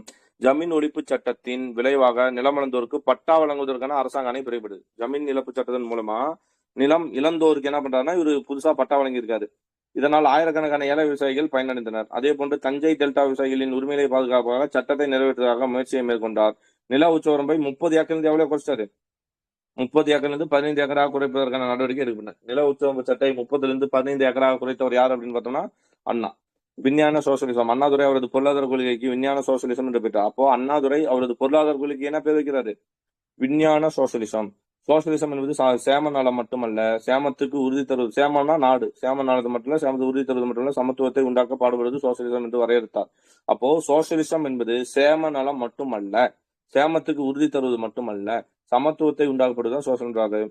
சமத்துவம் என்பது எல்லாரையும் ஒரே மாதிரியாக நடத்துவதில்லை, எல்லாருக்கும் சம வாய்ப்பு தருவதாகும். குறிப்பாக தாழ்த்தப்பட்ட பிற்படுத்தப்பட்ட சமுதாய கடைசி தளத்துக்கு விரட்டப்படணும். இதைதான் காந்தி கடையனுக்கும் கடை தோட்டம் என்றார். இதைதான் காந்தி என்ன சொல்றாரு, அப்ப கடையனுக்கும் கடை தோட்டம் சொல்றது காந்தி, அதை ஃபாலோ பண்ணது அண்ணா. ஓகேங்களா. அரசாங்கம் ஏற்று நடத்தும் தொழில்கள் உயர்ந்த அளவு லாபத்தோடு இயங்க வேண்டும். கிடைக்கும் லாபத்தை மீண்டும் தொழிலே முதலீடு செய்து மக்கள் நல பெருக்கத்தை பயன்படுத்த வேண்டும். நட்டத்தில் இயங்கும் அரசாங்க பொதுத்துறை நிறுவனங்கள் திறமையாக நிர்வகிக்கப்படாத அமைப்புகளாகும். பொதுத்துறையில் போடப்படும் மூலதனம் உழைப்புக்கு ஏற்ற ஊதியமாக எந்த நோக்கத்துக்காக முதலீடு செய்வதோ அந்த நோக்கம் நிறைவேறுவதாக இருக்க வேண்டும். பொதுத்துறையும் தனியார் துறையும் மக்கள் நலனை மையமாக கொண்டு இயங்க வேண்டும். இதுவே நேரு கண்ட களப் பொருளாதார திட்டமாகும். சுருங்க கூறின் காந்தியின் கடையனுக்கும் கடை தோற்றம் கோட்பாடும் நேருவின் களப் பொருளாதார கொள்கையும் சேர்ந்த சிறந்த கலவி அண்ணாவின் விஞ்ஞான சோசியலிசம். ஓகேங்களா. காந்தியோட தோற்றத்தையும் அந்த கடையனுக்கும் கடைன்ற ஒரு விஷயம் பிளஸ் நேருவோட களப் பொருளாதார ரெண்டுத்தையும் பயன்படுத்தி விஞ்ஞான சோசியலிசம். விவசாய வளர்ச்சியும் தொழில் பெருக்கும் சமூக நீதியும் விஞ்ஞான சோசியலிசத்தின் 3 முகம்.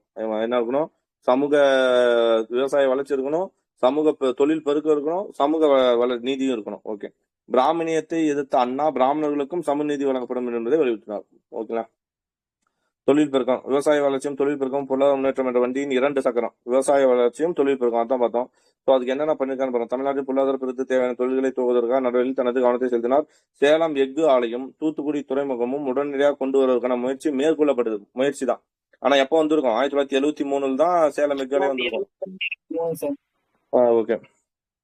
தூத்துக்குடி துறைமுகமும் உடனடியாக கொண்டு வருவதற்கான முயற்சி மேற்கொள்ளப்படுது. மத்திய அரசாங்கத்தின் பார்வையை தமிழ்நாட்டின் மீது திருப்ப வேண்டும் என்ற நோக்குடன் 1967 ஜூலை மாதம் தொழில் எழுச்சி நாள் கொண்டாடப்படுது. நோட் பண்ணுங்க, 1967. அவர் வந்தே எவ்வளவு நாள் தான், ரொம்ப கம்மி நாள் தான் இருக்குது. 1967 ஜூலை மாசம் என்ன பண்றாரு, தொழில் எழுச்சி நாள் கொண்டாடப்பட்டது. ஓகேங்களா. தொழில் எழுச்சி நாள் எந்த மாசம் கொண்டாடப்படுது, 1967 ஜூலை.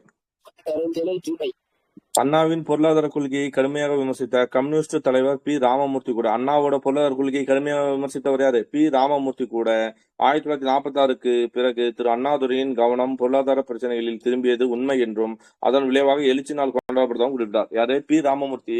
அண்ணாவோட கொள்கையை வந்து கடுமையாக விமர்சித்தவர் இதுக்கு முன்னாடி பொருளாதார கொள்கை. அந்த பி ராமமூர்த்தி கூட அண்ணாவோட 46க்கு பிறகு அண்ணாதுரையின் கவனம் பொருளாதார பிரச்சனை நோக்கி திரும்பி இருக்கு, அது வந்து உண்மை அப்படின்னு சொல்லி எழுதுறாரு. அதனாலதான் எழுச்சி நாள் கொண்டாடப்பட்டதாகவும் குறிப்பிட்டுள்ளார். ஓகே. வீராணம் குடிநீர் திட்டம் 1. வீராணம் ஏரி கிபி 10ஆம் நூற்றாண்டில் சோழர்கள் காலத்தில் நாம் பார்த்தோம் இல்லையா, அந்த ஆதித்ய சோழன் அவங்க அப்பா வந்து என்ன சொல்லுவாங்க பேரு, சரி ஏதோ ஒரு சோழன் பேர் வரும், வந்து போச்சு. வீராணம் ஏரி கிபி 10ஆம் நூற்றாண்டில் சோழர்கள் காலத்தில் என்ன சோழன்? விஜயாலய சோழன். விஜயாலய சோழன், கரெக்ட். விஜயாலய சோழன் காலத்துல வந்து கட்டியிருப்பாங்க இல்லையா அந்த இது வீராணம் ஏரி நூற்றாண்டில் சோழர் காலத்தில் கட்டப்பட்டது, 10ஆம் நூற்றாண்டு. அதை நோட் பண்ணி வச்சுங்க. இந்த ஏரிக்கு கொள்ளிடத்திலிருந்து வடவார் வழியாக தண்ணீர் கொண்டு வரப்பட்டது. கொள்ளிடத்திலிருந்து வடவார் வழியாக. அண்ணா 1967 ஆட்சி பொறுப்பேற்ற பொன். ஓகே. வீராணம் ஏரினா கடலூர் மாவட்டத்தில் இருக்கு. தமிழ்நாட்டின் பண்டைய பெருமையை புதுப்பிக்கும், சமகால சென்னையின் குடிநீர் தேவையை பூர்த்தி செய்யவும் வீராணம் ஏரியிலிருந்து சென்னைக்கு தண்ணீர் கொண்டு வருவதற்கான வீராணம் குடிநீர் திட்டத்தை உருவாக்கினார். அப்போ வீராணம் குடிநீர் திட்டத்தை உருவாக்கியவர் யாரு? அண்ணா. பூண்டி குடிநீர் தேக்கத்தை உருவாக்குறது Kamarajar sir. Sathyamurthy okay Sathyamurthy. Okay. Sathyamurthy தான். சத்தியமூர்த்தி தான் வந்து என்ன பண்ணுவார்னா எங்க பூண்டியிலிருந்து தண்ணி கொண்டு வந்திருப்பாரு. அதனால அந்த தேக்கத்துக்கு பேர் வைக்கிறதான் யாரு? காமராஜர். ஓகேவா? சத்தியமூர்த்தி பேர் வச்சதுதான் காமராஜர். கடலூரில் இத்திட்டத்துக்கான அடிக்கலை ஆனால் சொல்லுங்க ரமேஷ். இந்த அணைய வந்து கத்தி படத்துல காமிச்சிருப்பாங்க சார். Okay okay. வீராணம் ஏரி, வீராணம் ஏரி நிறைய வரும் பாரு. வீராணம் ஏரி வந்து இதுலலாம் வரும். என்ன சொல்றேன், அந்த பொன்னியின் செல்வன் பாட்டு ஃபர்ஸ்ட் பாட்டே இன்ட்ரோவே இங்கதான் வரும். சரி, கடலூரில் திட்டத்துக்கான அடிக்கலை நாட்டினார். நான் போயிருக்கேன். கடலூரில் திட்டத்துக்கான அடிக்கலை நாட்டினார். ஆனால் அண்ணா இத்திட்டத்தை நிறைவேற்றுவதற்கு முன் அதான் அடிக்கல் தான் நட்டார் கடலூர்ல. ஆனா என்ன, அதுக்கு முன்னாடி இறந்துட்டாரு. சமுதாய சீர்திருத்தம். சமுதாய சீர்திருத்தம் நீதி கட்சியின் வழி வந்து திராவிட அமைப்புகளின் மூலமந்திரமா இருந்தது. சமுதாய மாற்றம் ஏற்பட வேண்டும், தமிழர்களிடையே மனமாற்றம் ஏற்பட வேண்டியது இன்றியமையது என்றார் பெரியார். சமுதாய மாற்றம் ஏற்பட வேண்டும், தமிழர்களிடையே மனமாற்றம் ஏற்பட வேண்டியது இன்றியமையதுன்னு சொன்னார் பெரியார். மனமாற்றத்துக்காக காத்திருக்காமல் அரசாங்க அதிகாரத்தின் மூலம் சமுதாய சீர்திருத்தனாலே உங்களுக்கு என்ன ஞாபகம் வரணும்? அவர் அண்ணா இருந்து சமுதாய சீர்திருத்தத்துக்கு ஒரு சட்டம் போட்டிருப்பாரு. டக்குன்னு சொல்லலாம். சமுதாய சீர்திருத்தம் என்ன, ஒரு ஐயரை கூப்பிட்டு பயங்கரமா செலவு பண்ணி கல்யாணம் பண்ணாதான் கல்யாணம்னு சொல்லிட்டு இருந்த காலத்துல எளிமையா கல்யாணம் பண்ணாலும் கல்யாணம் செல்லும்னு சொல்லி ஒரு சட்டத்தை கொண்டு வந்திருப்பாரு. என்ன சட்டம்? 1967 ஜூலை 18ஆம் தேதி இந்து திருமணங்கள் திருத்த மசோதா சட்டப்பேரவையில் அறிமுகப்படுத்தினார். எப்போ? 1967 ஜூலை 18. 67 ஜூலை 18 இந்து திருமணங்கள் திருத்த மசோதா சட்டப்பேரவையில் அறிமுகப்படுத்தினார் அண்ணா. இந்த மசோதா சுயமரியாதை திருமணங்களுக்கு சட்ட அங்கீகாரம் அளித்தது. ஓகேங்களா? ஓகே. சோ மனமர்த்தா காத்திருக்காமல் அரசாங்க அதிகாரத்தின் மூலம் சமுதாய சீர்திருத்தம் செய்ய முடியும்னு சொல்லி கருதுறார் அண்ணா. ஓகே. அவரது அணுகுமுறைக்கு செயல் வடிவம் கொடுக்கப்பட்டு 1967 ஜூலை 18ஆம் தேதி இந்து திருமணங்கள் திருத்த மசோதா சட்டப்பேரவையில் அறிமுகப்படுத்தினார் அண்ணா. ஓகே.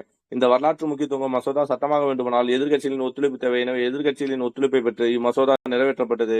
இது போன்ற சர்ச்சைக்குரிய முற்போக்கு மசோதாக்களை நிறைவேற்றுவதற்கு இருகட்சி அணுகுமுறை இன்றியமையாதது என்ற அரசியல் அவசியத்தை நடவடிக்கை மூலம் நிரூபித்தார். அதாவது இருகட்சினா என்னது? ஆளுங்கட்சியும் வேணும், எதிர்கட்சி சப்போர்ட்டும் வேணும் அப்படின்னு சொல்லி சொல்றாரு. இந்த மாதிரி என்னது மசோதாக்கள் ஒரு, ஏன்னா அன்னைக்கு அவன் ஏத்துருப்பான். நீ சொல்லி பார்க்கலாம், எவன் வந்து இன்னைக்கே ஏத்துக்க மாட்டேங்கிறான். அன்னைக்கு அவன் யாரு ஏத்துப்பா? சுயமரியாதை திருமணம்னா யாரு ஏத்துப்பா? யாரும் ஏத்துக்க மாட்டாங்க. அப்போ எதிர்கட்சியோட சப்போர்ட் இருந்தாதான் ஒத்துழைப்பு ஏற்படும் சொல்லி இருகட்சி அணுகுமுறையை கொண்டு வர்றாரு அண்ணா. அண்ணா தமிழ் சமுதாய முன்னேற்றத்துக்கு தேவையான அத்தியாவசிய திட்டங்களையும் தீர்மானிக்கும் நடைமுறையும் ஆளும் கட்சியும் எதிர்கட்சியும் ஒரே மன அலைவரிசையில் இருக்க வேண்டும் என்ற அரசியல் நாகரிகத்தை, அதாவது என்ன சொல்றது, டேய் நீ நானும் சண்டை போட்டு கூடாதா, நீயும் மக்களுக்கு தான் போராடுற, நானும் மக்களுக்கு தான் போராடுறோம், நம்ம 2 பேரும் சேர்ந்து ஒரு நல்ல திட்டத்தை கொண்டு வரலாம், அதுக்கு சப்போர்ட் பண்ணுறான்னு சொல்லி அப்படி பண்றாரு அண்ணாவின். ஆனா இன்னைக்கு யாரா பண்ணுவாங்களா? இன்னைக்கு எந்த கட்சி, நீ ஆளுங்கட்சியா இருந்து நீ எந்த சட்டத்தை கொண்டு வந்தாலும் அதுக்கு என்ன பண்ணும்? எதிர்கட்சி தடை போடும். நாளைக்கு என்ன பண்ணா அதே நாளைக்கு வந்து என்ன பண்ணும் அப்படின்னு பார்த்தோம்னா, இவங்க இன்னைக்கு எதை எதிர்க்கிறாங்களோ நாளைக்கு அதை அவங்க செயல்படுத்துவாங்க, இவங்க எதிர்ப்பாங்க. இதுதானே நடைமுறை நிறைய நடந்துட்டு இருக்கு. ஓகே. கலப்பு திருமணம் செய்து கொண்ட தம்பதியருக்கு தங்க பதக்கம் வழங்கப்பட்டது. ஓகே. அண்ணாவின் அரசாங்கம் கலப்பு திருமணங்களை விவரித்தது. கலப்பு திருமணம் செய்து கொண்ட நபருக்கு தங்க பதக்கம் வழங்கப்பட்டது. போக்குவரத்து நாட்டுடைமையாக்கப்படல். தொழில்கள் மற்றும் உற்பத்தி சாதனங்கள் அனைத்தையும் நாட்டு உடைமையாக்கல், பொது உடைமை, சமதர்மம். ஓகே. தொழில்களையும் உற்பத்தி சாதனங்களையும் இவை அனைத்தும் தனியார் வசம்தால் முதலாளித்துவம். ஓகே. மக்கள் ஓகே. சமதர்மம்னா உங்களுக்கு தெரியும், நாட்டு உடைமையாக்கணும்னா சமதர்மம், பொது உடைமையாக்கணும் சமதர்மம், தனியார்னா முதலாளித்துவம். பொதுமக்களுக்கு தேவையான தொழில்களை நாட்டு உடைமையாக்கி மாநில பொருளாதார வளர்ச்சிக்கு தேவையான தொழில்களை தனியார் வசம் விட கூட்டு பொருளாதாரமே அண்ணாவின் விஞ்ஞான சோசல். அப்போ பொதுமக்களுக்கு தேவையான தொழில்களை யாருக்கிட்ட நாட்டுடைமையாக்கியும் மாநில பொருளாதார வளர்ச்சிக்கு தேவையான தொழில்களை தனியார் வசமும் விட்டு கூட்டு பொருளாதாரமே அண்ணாவின் விஞ்ஞான சொல்லுவோம். ஆல்ரெடி பார்த்தாச்சு. ஓகேங்களா? இக்கொள்கையின் முதல் கட்ட நடவடிக்கையாக பேருந்து போக்குவரத்து நாட்டு உடைமையாக்கப்படுது. பேருந்து போக்குவரத்து ஏன்னா அது வந்து மக்களுக்கானது இல்லையா, பொது உடைமை. சோ அப்ப நாட்டு உடைமையாக்கப்படுது. இதன் மூலம் இதுவரை அநியாயமாக பயணித்து வந்த தனியார் போக்குவரத்து உரிமையாளர்களின் ஆதிக்க முடிவு கொண்டு வரப்பட்டது. இந்த ஒரு நடவடிக்கையின் மூலம் அண்ணா அவரது கொள்கை மற்றும் அரசியல் குறிக்கோளை நிறைவேற்றியதாக குறிப்பிட்டுள்ளார் ஆர் கண்ணன். இந்த ஒரு விஷயத்தாலேயே அண்ணா வந்து என்ன பண்றாரு, அவருடைய கொள்கையும் அவருடைய குறிக்கோளையும் நிறைவேறியதாக யார் குறிப்பிட்டிருக்காரு? ஆர் கண்ணன். ஓகே. வாரிசு கொள்கை, இருப்போர் கொடுக்க வேண்டும், இல்லாதோர் பயனடைய வேண்டும். வரி கொள்கை, இருப்போர் கொடுக்க வேண்டும், இல்லாதோர் பயனடைய வேண்டும் என்பது அண்ணாவின் வரி கொள்கையாகும். இருப்போர் கொடுக்கணும், ஓகேங்களா, இல்லாதோர் பயனடைய வேண்டும். நம் சாமானியர் நம்மால் சாமானியர்கள் பயன்படுவதற்கான காரியங்களை தான் செய்ய முடியும். 180 பேருக்கு உண்ண போதிய உணவில்லை. நாம் எண்ணம் எல்லாம் அவர்களுக்கு என்ன செய்ய வேண்டும் என்பதை பற்றியே உள்ளது என்று சட்டப்பேரவை பேச்சில் குறிப்பிட்டார். ஓகேங்களா? எனவே அண்ணாவின் வரி கொள்கை சாமானியனை சுற்றியே சுழன்றது. படியரிசி திட்டத்துக்காக வரி பணத்தை மானியமாக கொடுத்தார். படியரிசி திட்டத்துக்காக என்ன வரி பணத்துல வந்து இல்லையா 500 கோடி மானியமாக கொடுத்தார். அரிசி ஏழையின் அடிப்படை தேவை. அதே சமயம் அவர் நகர்ப்புற நிலவரியை விலக்கிக் கொள்ள உடன்படவில்லை. நகர்ப்புறத்துல இருந்த நிலவரியும் விலக்கிக் கொள்ளல. ஓகே. அதை செய்தால் அவரால் மக்கள் நகரின் அமோக ஆதரவை பெற முடியும். ஏன்னா நிலவரியை வந்து ரிமூவ் பண்ணிட்டாருன்னா மக்களோட ஆதரவு பெற முடியும். ஆனா அப்படி பண்ணா என்ன முடியல, பணம் வராது இருக்குமே. சரி, உடைமை உடையவர் என்ன பண்ணிட்டார்னா உடைமை உடையவர் வரி செலுத்த வேண்டும் என்பதை வெளியிட்டார். இருக்கிற வரி செலுத்தப்பான்ட்டார். பரிசு நிலத்துக்கு வரி விலக்கு அளிக்கப்பட்டது. வரிச்சுமையை தாங்கக்கூடியவர் மீது வரி விதிக்கப்பட்டது. வரி பணத்தை கொண்டு குளங்கள் தூர்வாரின, கிணறு பராமரிப்பின, பேருந்து கட்டணம் குறைக்கப்பட்டன. தமிழ்நாடு பெயர் மாற்றம் ஹைலைட். சென்னை மாகாணத்துக்கு தமிழ்நாடு என்று பெயரிட வேண்டும் என்பது திமுகவின் நெடுநாள் கோரிக்கை. ஓகே. முதலமைச்சர் பக்தவச்சலத்தின் ஆட்சியத்தில் அரசியலமைப்பு சட்ட திருத்தம் செய்யாமல் ஆங்கிலத்தில் மதராஸ் மாகாணம் என்றும் தமிழ்ல தமிழ்நாடு என்றும் அழைக்கப்படலாம் என்று சமரச தற்காலிக தீர்வு காணப்பட்டது. யாரோட காலத்துல? காமராஜர் காலத்துலயும் அதான் வந்துச்சு, இவரோட காலத்துலயும் அதான். யாரு பக்தவச்சலம். அதுக்கு முன்னாடி அவர் தான் இருப்பார் 1960. ஆனால் அண்ணா சட்டத்திருத்தம் செய்து தமிழ்நாடு என்ற பெயர் மாற்றம் செய்ய வேண்டும் என்பதில் குறியாக இருந்தார். அதன் முதல் கட்டமாக 1967 ஜூலை மாசம். அது என்ன தேதி? இதுவும் என்ன தேதி தான்? ஜூலை 18 தான். ஓகேங்களா? 1967 ஜூலை 18ஆம் மாதம். ஜூலை 1 பார்த்தோமா? ஆமா, ஜூலை 18 தான். 1967 ஜூலை 18 அரசாங்க தலைமை செயலகத்தின் பெயர் தமிழ்நாடு அரசாங்க செயலகம் என்று மாற்றப்பட்டது. ஓகேங்களா? அரசாங்க தலைமை செயலகத்தின் பெயரை என்ன மாத்திட்டா பாருங்க. அரசாங்க தலைமை செயலகத்தின் பெயர் தமிழ்நாடு அரசாங்க செயலகம் என்று பெயர் மாற்றம் செய்தது. அதன் பின் அண்ணா சென்னை மாகாணத்தின் பெயரை தமிழ்நாடு என்ற பெயர் மாற்றம் செய்ய வேண்டும் என்ற தீர்மானத்தை சட்டப்பேரவையில் அறிமுகப்படுத்தினார். ஓகேவா? ஸோ நெக்ஸ்ட் நம்ம நிறைய படிப்போம் இல்லையா, என்ன இருக்கும், ஜார்ஜ் கோட்டையில இருந்திருக்கும். அந்த இதை வந்து என்ன பார்த்துப்போனா அந்த அது பேர் என்ன சொல்லுவாங்க, வாய்மையை வெல்லும்ன்ற இதை வச்சிருப்பாரு. அது மாதிரி தமிழ் வாழ்க, வாய்மையை வெல்லுன்றது போல என்ன சொல்லிப்பாரு, தமிழ் வாழ்கன்ற கூட்டம் வச்சிருப்பாரு. பார்த்திருக்கோம் இல்லையா? தமிழ்நாடு, ஆமா, தமிழ்நாடு அரசாங்க செயலகம் என்ற பெயர் மாற்றப்பட்டது. சத்தியமய ஜெயதே. அதான் சத்தியமவே ஜெயமே என்ற விஷயத்த வந்து என்னன்னு மாத்திருப்பாருன்னா தமிழ்நாடு வாழ்க அப்படின்னு சொல்லி வச்சிருப்பாரு. வாய்மையை வெல்லுன்னு மாத்திருப்பாரு. அப்புறம் தமிழ்நாடு வெல்கன்ற கூட்டம் வச்சிருப்பாரு. அதுக்கப்புறம் தமிழ்நாடு அரசாங்க செயலகத்தை வந்து என்ன பேர் மாத்திருக்காரு. அதுக்கப்புறம் சென்னை மாகாணத்தின் பேரை தமிழ்நாடுன்னு பேர் மாத்திருக்காரு. அதுதான் 1967 ஜூலை 18. ஓகே. இத்தீர்மானம் ஒருமனதாக தமிழ்நாடு தினம் சார். ஆமா, தமிழ்நாடு தினம் அதுதான் ஜூலை 18 தான். ஓகே. சட்டப்பேரவையில் தான் அது தமிழ்நாடுன்னு பேர் அந்த தீர்மானம் கொண்டு வரனால்தான் ஜூலை 18 என்ன சொல்றாங்கன்னா திமுக ஆட்சி வந்து தமிழ்நாடு தினம் சொல்லுது. அதுவே அதிமுக ஆட்சி இருக்கும்போது நவம்பர் 1 வந்து ஜூலை என்ன சொன்னாங்க, தமிழ்நாடு தினமா சொன்னாங்க. எதனால சொல்லும் போல யாராவது? November 1 anyone? உள்ளாட்சி தினம். உள்ளாட்சி தினத்துக்கும் தமிழ்நாடு பேர் இல்லையே, வேற? இல்ல சார், 1956 1956 நவம்பர் 1 தான் தமிழ்நாடுன்னு மாநிலம் பிரிஞ்சிச்சு. கரெக்டா? 1956. அதாவது சென்னை மாநிலம் வந்து தனி மாநிலமா பிரிஞ்சது 1956 தான். அது நவம்பர் 1 அந்த சட்டம். அதனாலதான் வந்து என்ன சொல்றாங்கன்னா தமிழ்நாடு தினம் சொல்லி யாரு சொல்லியிருப்பானா ஏடிஎம்கே சொல்லியிருக்கோம். ஆனா திமுக அரசு வந்த பின்னாடி என்ன பண்ணா நவம்பர் 1 வந்து என்னவா மாத்திருக்கோம்னா உள்ளாட்சி தினமா அறிவிச்சிருக்கோம். ஏன்னா திமுக ஆட்சி காலத்திலே நவம்பர் 1 உள்ளாட்சி தினம் சட்டம் போட்டிருப்பாங்க. அதனால உள்ளாட்சி தினமாக நவம்பர் 1 அறிவிச்சிட்டு ஜூலை 18 தான் என்னன்னு அறிவிச்சிருப்பாங்க, தமிழ்நாடு தினமா அறிவிச்சிருப்பாங்க. ஓகேங்களா? ஓகே. 1969 ஜனவரி 14ஆம் தேதி சென்னை மாகாணத்தின் பெயர் அரசியலமைப்பு சட்டத்தோடு தமிழ்நாடு என்று அரசியலமைப்பு சட்டத்திலே என்ன மாறிச்சு, தமிழ்நாடுன்னு அதிகாரங்களும் அறிவிக்கப்பட்டது. அவ்வாண்டு இறுதியில் டிசம்பர் 2 மருத்துவர் ஆலோசனையும் மீறி அண்ணா தமிழ்நாடு பெயர் சூட்டு விழாவில் பங்கேற்று உரையாற்றார். மருத்துவர் என்ன சொல்ல, டிசம்பர் 2, அதாவது அவ்வாண்டு இறுதியில் 1968 வரணும். ஓகேங்களா? ஏன்னா 69 அவர் இறந்ததே எப்ப, 1969 பிப்ரவரி 3 சம்திங் இறந்துருவாரு அப்பவே. ஓகேங்களா? சரி. அவ்வாண்டு இறுதியில் டிசம்பர் 2, 1968 சொல்ல வராங்க. மருத்துவர் ஆலோசனை மீறி அண்ணா தமிழ்நாடு பெயர் சூட்டு விழாவில் பங்கேற்று உரையாற்றினார். சென்னை மாகாணத்தை தமிழ்நாடு என்று பெயர் மாற்றம் செய்வதில் தமிழ்தான் தமிழர்களை ஒன்று சேர்த்தது என்பதில் அண்ணா பெருமிதம் குறிப்பும் கொண்டார். முதல் விபத்து அண்ணாவின் ஆட்சி காலத்தில் 1967 ஜூலை 1 தேதி தென் சென்னையில் குடிசைகள் தீப்பற்றி இருந்தன. எப்போ? 1967 ஜூலைல. 1967 ஜூலையில் தான் நம்ம என்ன பார்த்தோம், எல்லா இன்சிடென்டும் பார்த்துட்டு வரோம். சரிங்களா? ஓகே. தென் சென்னை குடிசை 600 மேற்பட்ட குடிசையில் இருந்து சாம்பலாயின. அப்போ அங்க குடிசையில் தீப்பற்றி எரிஞ்சா அப்ப என்னவா மாத்திருப்பாரு? குடிசைகளை வந்து என்ன மாற்றிருப்பாரு? அடுக்குமாடியா மாத்திருப்பாரு. சோ அதான் சொல்லுவாங்க, 600 மேற்பட்ட குடிசையில் இருந்து சாம்பலாயின. பலவிதமான வதந்திகள் பரவி விடப்பட்டன. எதிர்கட்சிகளின் மீது பழி போடாமல் அண்ணா எதிர்கட்சி தலைவர்களை அழைத்து விவாதித்தார். துயர் துடைப்பு நடவடிக்கை பற்றி விரிவாக விவாதிக்கப்பட்டது. அனைத்து கட்சிகளும் இனிமேல் புதிய குடிசை பகுதிகள் வராமல் பார்த்துக் கொள்வதாக உறுதியளித்தன. முதலமைச்சர் நல நிதி துவக்கப்பட்டது. பொது பங்கிலிருந்தும் நிதி திரட்டப்பட்டு 3000 வீடுகள் கட்டி முடிக்கப்பட்டன. நம்ம புக்ல பார்த்தோம்னா என்ன பண்ணிருப்பாங்க, குடிசைகள் அகற்றப்பட்டு என்ன பண்ணுவோம், வீடுகள் கட்டி தரப்பட்டன ஒரு பாயிண்ட் இருக்கும். அதுதான் இது. 3000 வீடுகள் கட்டி முடிக்கப்பட்டன. அண்ணா ஆட்சிக்கு விடுக்கப்பட்ட முதல் சவால் காலம் தாழ்த்தாமல் வெற்றிகரமாக எதிர்கொள்ளப்பட்டது. இடைத்தேர்தல் அண்ணா முதலமைச்சராவதற்காக பதவி விலகிய, நான் சொன்னேன் இல்லையா, தென் சென்னை நாடாளுமன்ற தொகுதிக்கு 1967 நவம்பர் 7 தேதி இடைத்தேர்தல் நடைபெற்றது. அதாவது அவர் வந்து அண்ணா முதலமைச்சர் ஆவதற்காக பதவி விலகிட்டார். ஓகேங்களா? இப்ப ஒருத்தர் கேட்டீங்க இல்லையா, அவர் வந்து நாடாளுமன்ற உறுப்பினர் ஆயிட்டாரு, ஏப்ரல் 17 என்னமோ ஒரு டேட் வரும் இல்லையா, அப்புறம் எப்படி சார் இவர் இதா இருப்பார்னா, முதலமைச்சரா பதவி ஏத்துக்கிறாரு. பதவி ஏத்துக்கிட்டு என்ன பண்றாருன்னா, அதுக்கப்புறம் வந்து முதலமைச்சர் பதவியை விட்டுட்டு என்ன பண்றாருன்னா இடைத்தேர்தல் நிக்கிறாரு. அண்ணா முதலமைச்சர் ஆவதற்காக பதவி விலகிய தென் சென்னை நாடாளுமன்ற தொகுதிக்கு 1967 நவம்பர் 7 தேதி இடைத்தேர்தல் நடைபெற்றது. ஓகே, இது வேற நினைக்கிறேன், இது வேற, சாரி. 1967 நவம்பர், அதான் அவர் தென் சென்னை நாடாளுமன்ற உறுப்பினர் இருந்திருப்பான்னு நான் பார்த்தோம் இல்லையா, அதுல இருந்து பதவி விலகிட்டாரு, ஏன்னா முதலமைச்சராக ஆகிறதுக்காக. சோ அப்படி ஆயிட்ட பின்னாடி அந்த தென் சென்னை இடம் காலியா இருக்கும் இல்லையா, அதுக்கு வந்து போட்டி வருது, தேர்தல் வருது 1967 நவம்பர் 7 தேதி. சரி, இந்த தொகுதியில் 35 வயதான முரசொலி மாறன் போட்டிருக்கார். 35 வயதான, அப்ப 35 வயசுனா நீ கம்மி, 35 வயதான முரசொலி மாறன் போட்டிட்டார். அவரை எதிர்த்து காங்கிரஸ் வேட்பாளர் CR ராமசாமி போட்டிட்டார். முரசொலி மாறன் 1,05,000 வாக்கு வித்தியாசத்தில் வெற்றி பெற்றார். இந்த வெற்றி மக்களிடையே அண்ணாவுக்கு இருந்த செல்வாக்கு குறையவில்லை என்பதை காட்டியது. இத்தேர்தல் முடிவு குறித்து முதலமைச்சர் வெளியிட்ட அறிக்கையில் நேர்மையான நிர்வாகம், சமூக நீதி, பொருளாதார மேம்பாடு, சமநிலை ஆகியவற்றில் அளித்திட உறுதியளித்தார். அவ்வளவுதான். அந்த இடைத்தேர்தல காங்கிரஸ் சார்பா யார் இருக்கிறான்னா CR ராமசாமி, அண்ணா சார்பா யாருன்னு இருக்கிறாரு அப்படின்னா முரசொலி மாறன் 1,05,000 வாக்குல ஜெயிச்சது. உலக தமிழ்நாடு மாநாடு 1968. முதல் உலக தமிழ் மாநாடு 1966 பிப்ரவரி 16, 23 தேதி மலேசியாவின் கோலாம்பூர். பார்த்தோமா, முதல் மாநாடு எங்க? 1966 பிப்ரவரி 16, 23 டேட்டோட சொல்லிட்டாங்க. பிப்ரவரி 16, 23 மலேசியாவில் நடைபெற்றது. அண்ணாவின் ஆட்சி காலத்தில் நடைபெற்ற இரண்டாவது உலக தமிழ் மாநாடு 1968 ஜனவரி மாதம் துவக்கத்தில், 1968 ஜனவரிலே. ஓகேங்களா? எங்க? சென்னையில் கோலாகலப்படுத்தி மாநாட்டை உலக தமிழ் ஆராய்ச்சி கழகமும் திமுக அரசாங்கம் இணைந்து சென்னை பல்கலைக்கழகத்தில் ஜனவரி 3 to எப்போ சென்னை பல்கலைக்கழகத்தில் ஜனவரி 3 to 10 நடத்தின. ஆய்வு கருத்தரங்கோடு உலக தமிழ் மாநாடும் சேர்த்து நடத்தப்பட்டது.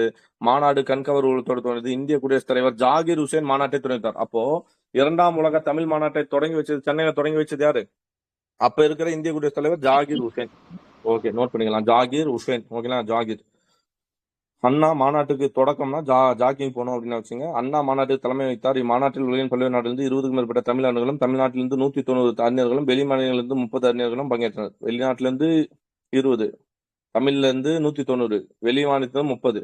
இம்மாநாட்டையொட்டி தமிழ்நாட்டு சிறைகளில் இந்த 1500 கைதிகளின் தண்டனை காலம் குறைக்கப்பட்டு விடுதலை செய்யப்பட்ட 1500 விடுதலை வந்து என்ன பண்ண கைதிகளை வந்து என்ன பண்ணிட்டாங்கன்னா தண்டனை காலம் குறைக்கப்பட்டு விடுதலை செய்யப்பட்டாங்க. சிலைகள் திறப்பு. இரண்டாம் உலக தமிழ் மாநாட்டின் போது தமிழ் சான்றோர்களின் சிலைகள் திறந்து வைக்கப்பட்டன. 1968 ஜனவரி 1 தேதியன்று அண்ணா சிலையை முன்னாள் நீதி கட்சி தலைவர் ராமசாமி முதலியார் அப்போதைய சென்னை மவுண்ட் ரோட்டில் திறந்து வைத்தார். நோட் பண்ணுங்க, 1968 ஜனவரி 1 தேதி அண்ணாவோட சிலையவே, அண்ணா உயிரோடு இருக்கும்போது யாரும் சிலை வைக்க மாட்டாங்க, அண்ணாவுக்கு அப்புறம் வச்சுட்டாங்க. அப்பவே அண்ணாவோட சிலையை முன்னாள் நீதி கட்சி தலைவர் யாரு? ராமசாமி. நீதி கட்சி தலைவர் வந்து ஓபன் பண்ணி வைக்கிறாங்க பாருங்க, ஹைலைட். ஓகே, ரோட்டில் திறந்து வைத்தார். எங்க? முதலியார் அப்போதே சென்னை மவுண்ட் ரோட்ல. அதன் பின் 10 சிலைகள் சென்னை மெரினா கடற்கரையில் திருவள்ளுவர், கண்ணகி, கம்பன், ஜோசப் பெஸ்கி. யாரு Joseph Beschi? Thiruvalluvar, Kannagi, Kamban, Joseph Beschi, Veeramamunivar. அது பக்கத்துல ஜோசப் பெஸ்கி, வீரமாமுனிவன் போட்டு வச்சுக்கிறாங்க, கம்மா வரக்கூடாது. Joseph Beschi, Veeramamunivar, G pope, அப்புறம் வந்து ராபர்ட் கால்டுவெல், வ.உ. சிதம்பரம், பாரதி, அப்புறம் பாரதிதாசன் ஆகியோரின் சிலைகள் திறந்து வைக்கப்பட்டன. ஜனவரி 2. ஓகே, ஜனவரி 2 இதெல்லாமே. ஓகே, ஃபர்ஸ்ட் தேதி யாரு? அண்ணாவோட சிலை மவுண்ட் ரோட்ல யாரு திறந்து வைக்கிறா? ராமசாமி. ராமசாமி வந்து மவுண்ட் ரோட்ல திறந்து வைக்கிறாரு. ஓகே, அவருதான் பெரியார வந்து தமிழ்நாட்டு ரூசோன்னு சொல்லியிருக்காரு. Very good bro. தமிழ்நாட்டின் ரூசோன்னு சொல்லி பெரியார் சொன்னது யாருன்னா ராமசாமி முதலியார் தான். Very good. ஓகே ஓகே அவ்வளவுதான் கரெக்ட்.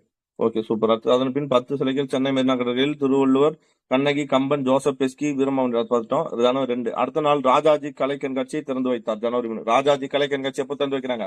1900 எல்லாமே 69ல 68ல ஜனவரி 3. கருத்தரங்கில் வாசிக்கப்பட்ட ஆராய்ச்சி கட்டுரையிலும் ஊர்வலமும் கண்கவர் கலை கவர்ச்சியும் நிகழ்ச்சிகளுக்கு மறக்க முடியாத காட்சிகள். இம்மாநாட்டின் விளைவாக தமிழர்களிடையே என்றும் இல்லாத அளவுக்கு தமிழ் தேசிய உணர்வும் பெருமையும் வைத்திருந்தது. ஓகே. மாணவர் மொழி போராட்டம் 1963 ஆட்சி மொழி சட்டம் பார்த்தோமா? 1900 ஆட்சி மொழி சட்டம், இந்திய ஆட்சி மொழி சட்டம் 1963 தான், ஞாபகம் வச்சுங்க. திருத்தங்கள் செய்யப்பட்டு 1968 ஜனவரி 8ஆம் தேதி திருத்த சட்டமாக நடைமுறைக்கு வந்தது. அப்போ இந்த திருத்த சட்டம் எப்பொழுது நடைமுறைக்கு வந்தது? அதை திருத்திருக்காங்க. 1968 ஜனவரி 8ஆம் தேதி திருத்த சட்டமாக நடைமுறைக்கு வந்தது. எனக்கு தெரிஞ்சு இது வந்து 67ல வரும். 1963ல தான் சட்டம். அந்த சட்ட திருத்தம் எப்போ வரும்னா 1967. ஆமா ரமேஷ் அதை செக் பண்ணுங்க. 1967 தான் திருத்தம் போட்டிருப்பாங்க. அது நடைமுறைக்கு வந்ததுதான் எப்ப? 1968. சரிங்களா? நான் சொல்றது புரியுதுங்களா? 1963. இது வந்து ப்ரீவியஸ் கொஸ்டின் வந்திருக்கும். 1963 கரெக்டுங்களா? திருத்த சட்டம் போட்டு பாருங்க. 1967 திருத்த சட்டம் போடுங்க, நெட்ல வரும். ஓகே, அது எனக்கு பார்த்து ஞாபகம் இருக்கு, கண்டிப்பா தான் வரும். 1963ஆம் மொழிகள் சட்டம், அது திருத்த சட்டம் வந்து 1967. அது நடைமுறைப்படுத்தப்பட்டதான் இப்போ 1967. கரெக்ட் தானே? ஆமா, ஏன்னா அது ஆமா ப்ரீவியஸ் கொஸ்டின் நான் படிச்சிருக்கேன். ஓகே. 1963ல சட்டம், 67ல வந்து அது சீர்திருத்தம். அதை என்ன சொல்லிப்பாங்க? ஆங்கிலம், இந்தி வந்து கட்டாயம் இதா இருக்காது, விருப்பம் இதா இது பண்ணி, அதாவது ஆங்கிலமே தொடரும் அப்படின்னு சொல்லி 1963ல என்ன சொல்லிப்பாங்கன்னா 1965க்கு பின்னாடி ஆங்கிலத்தை எடுத்துட்டு இந்தி வந்து என்னன்னா ஆட்சி மொழியாக இருக்கணும்னு சொல்லி போடுறதுதான் 1963 சட்டம். அதுல 65ல வந்து பிரச்சனை ஏற்பட்டதுனால ஒரு திருத்தத்தை கொண்டு வராங்க. அந்த திருத்தம் சொன்னா இன்னும் ஆங்கிலமே என்னவா இருக்கணும், திருத்த சட்ட ஆட்சி மொழியாக தொடரட்டும் அப்படின்னு சொல்லி போட்டுருவாங்க. அதுதான் 1967 திருத்த சட்டம். அது எப்ப நடைமுறைக்கு வருதுன்னா 1968 ஜனவரி 8ல நடைமுறைக்கு வருது.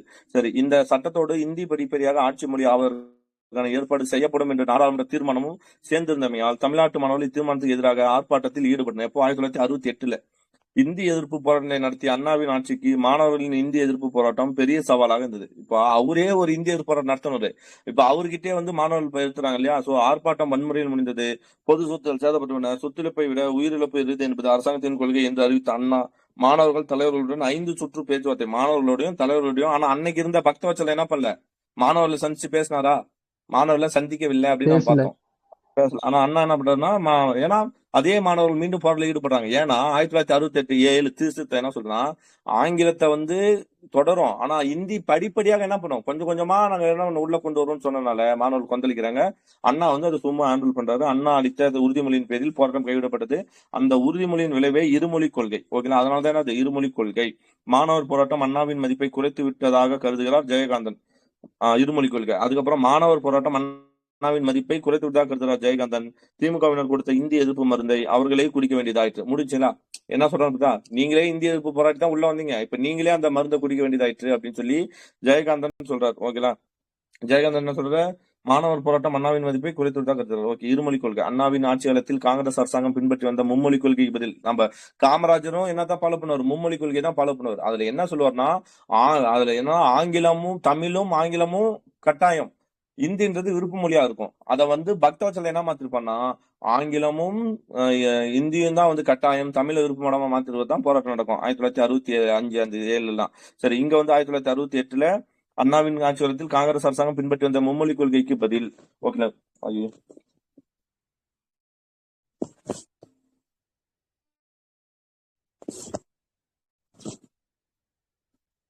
ஓகேவா? ஓகே. அண்ணாவின் இருமொழி கொள்கை பின்பற்றப்பட்டது. இதற்கென ஜனவரி 1920 ஜனவரி 23ஆம் தேதி, ஜனவரி 23 யாரோட பிறந்தநாள் சொன்னோம்? ஜனவரி 23 நேதாஜி சுபாஷ் சந்திர போஸோட பிறந்தநாள். ஓகேங்களா? இதற்கென ஜனவரி 1968 ஜனவரி 23ஆம் தேதி தமிழ்நாடு சட்டப்பேரவையின் அவசர கூட்டம் கூட்டப்பட்டு இனி தமிழ்நாட்டில் உள்ள அனைத்து கல்விக்கூடங்களிலும் தமிழ் ஆங்கிலத்திலும் ஆகிய இரு மொழிகள் மட்டுமே கற்பிக்கப்படும் அப்படின்னு சொல்றாரு. ஓகேங்களா? மும்மொழி கொள்கை எதிர்த்து என்ன பண்றாரு? அப்போ 68 ஜனவரி 23 வந்து இருமொழி கொள்கையை வந்து தீர்மானத்தை கொண்டு வர்றார். அண்ணாவால் கொண்டு வரப்பட்டு நிறைவேற்றப்பட்டது. தேசிய மாணவர் படை முதலிய அணிகளில் பயன்படுத்தப்பட்டு வந்த இந்திய ஆணை சொற்களை நீக்கிவிடுவது என்று முடிவு செய்யப்பட்டது. இத்தீர்மானத்தில் இந்திய அரசியல் அனைத்து அங்கீகரிக்கப்பட்ட இந்திய மொழிகளுக்கும் சம அந்தஸ்து வழங்க வேண்டும் என்றும் எல்லா மொழிகளின் வளர்ச்சிக்கும் மத்திய அரசு வேறுபாடு இருந்து சமமாக நிதி வசதிகளை வழங்க வேண்டும் என்று குறிப்பிட்டது. அவ்வளவுதான். நூற்பாலை நெருக்கடி. அண்ணாவின் ஆட்சியாளத்தில் பல நூற்பாலைகள் மூடப்பட்டதால் பெரிய நெருக்கடி ஏற்பட்டது. தொழிலாளர் வேலை நிறுத்தத்தால் பிற தொழிற்சாலைகளும் பாதிக்கப்பட்டன. அண்ணாவின் ஆட்சி காலத்துல ஓகேங்களா பல நூற்பாலைகள் மூடப்பட்டதால் பெரிய நெருக்கடி ஏற்பட்டுச்சு. தொழிலாளர் வேலை நிறுத்தத்தால் பிற தொழிற்சாலைகளும் பாதிக்கப்பட்டன. இந்து பத்திரிகை கதவடைப்பு செய்ய வேண்டிய கட்டாயத்துக்கு உள்ளாயிற்று. இந்து பத்திரிகை கதவடைப்பு செய்ய வேண்டிய கட்டாயத்துக்கு உள்ளாயிற்று. ஏன்னா அந்த பத்திரிகை லாஸ்ட்ல போயிடுச்சுன்றாங்க. முதலமைச்சர் கம்யூனிஸ்ட் தலைவர்கள் பி ராமமூர்த்தி. முதலமைச்சர் கம்யூனிஸ்ட் தலைவர்கள் யாருன்னா பி ராமமூர்த்தி, எம் கல்யாண சுந்தரம் உள்ளிட்ட எதிர்கட்சி தலைவர்களுடன் யாரு முதலமைச்சர்னா அண்ணா வந்து கம்யூனிஸ்ட் தலைவர்கள் பி ராமமூர்த்தி, கல்யாண சுந்தரம் எதிர்கட்சி தலைவர்களுடன் பேச்சுவார்த்தை நடத்தினார். பாதிக்கப்பட்ட தொழிலாளர்களுக்கு இடைக்கால நிவாரணம் வழங்கப்பட்டது. மூடப்பட்ட தொழிற்சாலைகளை மீண்டும் புரியுதுங்களா? அதாவது அண்ணாவோட கொள்கை என்னன்னா எதிர்கட்சியும் யாருக்காக தான்? மக்களுக்காக தான். ஆளுங்கட்சியும் மக்களுக்காக தான். ரெண்டு பேரும் சேர்ந்து என்ன பண்ணலாம், பிரச்சனையை சால்வ் பண்ணலான்றாரு. ஆனா இன்னைக்கு என்ன நடக்குதுன்னு பாருங்க. மீண்டும் எப்படி இருந்தது அரசாங்கம். மூடப்பட்ட தொழிற்சாலைகளை மீண்டும் செயல்படுத்த 2.5 கோடி ரூபாய் பிணைத்தொகையாக வழங்கப்பட்டது. மூடப்பட்ட தொழிற்சாலைகளை மீண்டும் செயல்படுத்த எவ்வளவு கொடுத்தாங்க? 2.5 கோடி ரூபாய் பிணைத்தொகைனா மீண்டும் கொடுத்துருவாங்க. எனினும் பிரச்சனை தீர்ந்தப்படவில்லை. இறுதியில் அண்ணா நூற்பாலை நெருக்கடிக்கு மத்திய அரசே பொறுப்பு என்றார். ஆனால் பிரதான எதிர்கட்சியான காங்கிரஸ் அரசாங்கத்தின் நிலையான தெளிவான தொழில் கொள்கை இல்லாமே இந்த நெருக்கடி காரணம் என்று குற்றம் மாறி குற்றம் சாட்டுகிறாங்க. முதலாளிகளையும் தொழிலாளர்களையும் திருப்திப்படுத்த விரும்பியதால் தான் இப்பிரச்சனை தவறாக கையெழுப்பட்டது என்று கூறுகிறார். யாரு? சாகர் குலிவாலியா. ஓகேங்களா? சாகர் குலிவாலியா என்ன முதலாளியும் திருப்திப்படுத்தணும், தொழிலாளியும் திருப்திப்படுத்த விரும்பியதால் தான் இப்பிரச்சனை தவறாக கையாளப்பட்டது அப்படின்னு சொல்லி யார் சொல்றா? சாகர் குலிவாலியா சொல்றாரு. அண்ணாவின் நிர்வாக அணுகுமுறை நடைமுறை சாத்தியமானது என்று குறிப்பிட்டுள்ளார் ராமமூர்த்தி. ஆல்ரெடி பார்த்தல ராமமூர்த்தி அதான சொன்னாரு. அண்ணா வந்து ஃபர்ஸ்ட் அண்ணாவோட பொருளாதார கொள்கையை வந்து விமர்சிச்சுப்பாரு. அதுக்கப்புறம் அண்ணா 1946 அண்ணா கொண்டு வந்த தொழில் கொள்கையை வந்து கரெக்ட் தான் அப்படின்னு சொல்லியிருப்பாருல்ல. அதுதான் பி ராமமூர்த்தி. சாகர் குலிவாலியா வந்து அது இல்ல தப்புன்னு சொல்றாரு. மாணவர் பேருந்து பணியாளர் மோதல். மாணவருக்கும் பேருந்து பணியாளர் மோதல். 1968 மார்ச் 25ஆம் தேதி சட்டக்கல்லூரி மாணவர்களும் அரசு பேருந்து ஓட்டுநர் நடத்துனருக்கும் இடையே ஏற்பட்ட மோதலில் வன்முறை வெடித்து போலீசார் தடியடி நடத்த வேண்டியதாயிற்று. 1968 மார்ச் 20 இருந்து 1 வருஷம் 1.5 வருஷத்துல எவ்வளவு பிரச்சனை வந்து பாருங்க. 1968 மார்ச் 25 சட்டக்கல்லூரி மாணவர்களுக்கும் அப்ப எவ்வளவு பிரச்சனை சமாளிக்கணும் ஒரு முதலமைச்சர்னா நோட் பண்ணுங்க. கல்லூரி மாணவர்களுக்கு அரசு பேருந்து ஓட்டுநர் நடத்த ஏற்பட்ட மோதலில் வன்முறை வெடித்து போலீசார் தடியடி நடத்த வேண்டியதாயிற்று. துப்பாக்கி சூடும் நடத்தப்பட்டது. பல பணியாளர்கள் காயம்பட்டனர். சிலர் இருந்தனர். அண்ணாவின் ஆட்சி காலத்தில் ஒரே ஆண்டில் 9 போலீஸ் துப்பாக்கி சூடு நடத்தப்பட்டதாக எதிர்கட்சிகள் சுட்டிக்காட்டின. எத்தனை? அண்ணாவோட ஆட்சி காலத்துல ஒரே ஆண்டுல எத்தனை? 9 போலீஸ் துப்பாக்கி சூடு. இந்த மோதல் பற்றி ஒரு நபர் கமிஷன் நியமிக்கப்பட்டது. சில எதிர்கட்சி தலைவர்கள் அண்ணா பதவி விலக வேண்டும் என்றனர். அரசாங்கம் போதிய நடவடிக்கைகள் எடுக்கவில்லை என்று விசாரணை கமிஷன் கூறினால் மன்னிப்பு கேட்க தயாராக இருப்பதாக அறிவித்தார் அண்ணா. ஓகே, அந்த விசாரணை கமிஷன் சொல்லிச்சுன்னா மன்னிப்பு கேட்கணும்னு சொல்றாங்க. ஓகே, மாநில சுயாட்சி. 1968 ஜூலை 28ஆம் தேதி மாப்போ சிவஞானத்தின் தமிழ் அரசு கழக மாநாட்டில் கலந்து கொண்டு பேசிய 1968 ஜூலை 28. ஓகேங்களா? 1966 வள்ளலார் கண்ட ஒருமைப்பாடு என்ற நூலுக்கு சாகித்ய அகாடமி வாங்கினாரு மாப்போ மாப்போ சிவஞானம். அப்பதான் 1968 ஜூலை 28ஆம் தேதி மாப்போ சிவஞானத்தின் தமிழ் அரசு கழக மாநாட்டில் கலந்து கொண்டு பேசிய அண்ணா மாநில கட்சி கொள்கை பற்றி விளக்கினார். மாநில சுயாட்சியை பத்தி என்ன பண்றாரு? விளக்குறாரு.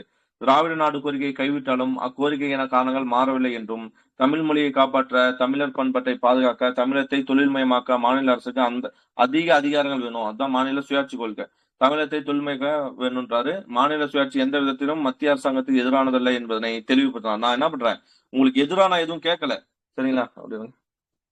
எதிராக உங்களுக்கு எதுவும் கேட்கல, மாநிலத்தோட சுயாட்சி தான் கேட்கிறோமே தவிர மத்திய அரசு எதிராக எதுவும் கேட்கலன்றாரு. மாநில அரசு பலப்படுத்தப்பட்டால் தான் மக்கள் நல அரசு அமையும் என்பதை கோடிட்டு காட்டினார். மாநில சுயாட்சி பற்றி பேசிய அண்ணா மத்திய மாநில உறவு ஆரோக்கியமாக இருக்க வேண்டும் என்று வலியுறுத்தினார். மதுவிலக்கு கொள்கைகள். மதுவிலக்கு காந்தியின் நிர்மாண திட்டம் தேசிய காங்கிரசின் கொள்கை என்பதால் அண்ணா அதை நிராகரிக்கவில்லை, மனதார ஏற்றுக்கொண்டார். குடியை கெடுக்கும் என்பதை நன்கு உணர்ந்த ஏழை பங்காளர் அண்ணா மதுவிலக்கை காந்திய பிடிவாதத்துடன் பின்பற்றினார். ஓகே, ஏழை பெண்களின் கண்ணீரையும் துயரத்தையும் துடைப்பதற்காக நல்ல நடவடிக்கையாக கருதினார். இதனால் அரசாங்கத்தில் ஏற்படும் வருவாய் இழப்பை விட ஏழை குடும்பங்கள் குடியாத குடும்பம் என்று காப்பாற்றப்படுவதற்கு முன்னுரிமை கொடுத்தார். குடிப்பவனுக்கும் குடியாரனுக்கும் இதனிடையே உள்ள வேறுபாட்டை அடித்தட்டு மக்கள் உணர்ந்து கொள்ளும் வரை மதுவிலக்கு நீடிக்கும் என உறுதியாக கூறினார். கூறியபடி செயல்பட்டார். அண்ணாவின் மதுவிலக்கு திட்டம் ஏழை பெண்களிடம் மிகுந்த செல்வாக்கை பெற்றது. காந்தியத்தை சிந்தனையிலும் சொல்லிலும் செயலிலும் பின்பற்றிய அண்ணாவை திராவிட காந்தி என கூறுவது. ஓகேங்களா? அப்போ நாம் சொல்ல முடியாது தென்னாட்டு காந்தின்னு சொல்றோம், திராவிட காந்தி. ஓகேங்களா? திராவிட காந்தின்னு சொல்றது வந்து மிகையாகாதுன்றாங்க. அமெரிக்க பயணம். 1968 ஏப்ரல் மாதம் 15ஆம் தேதி. ஓகேண்ணா, என்னது?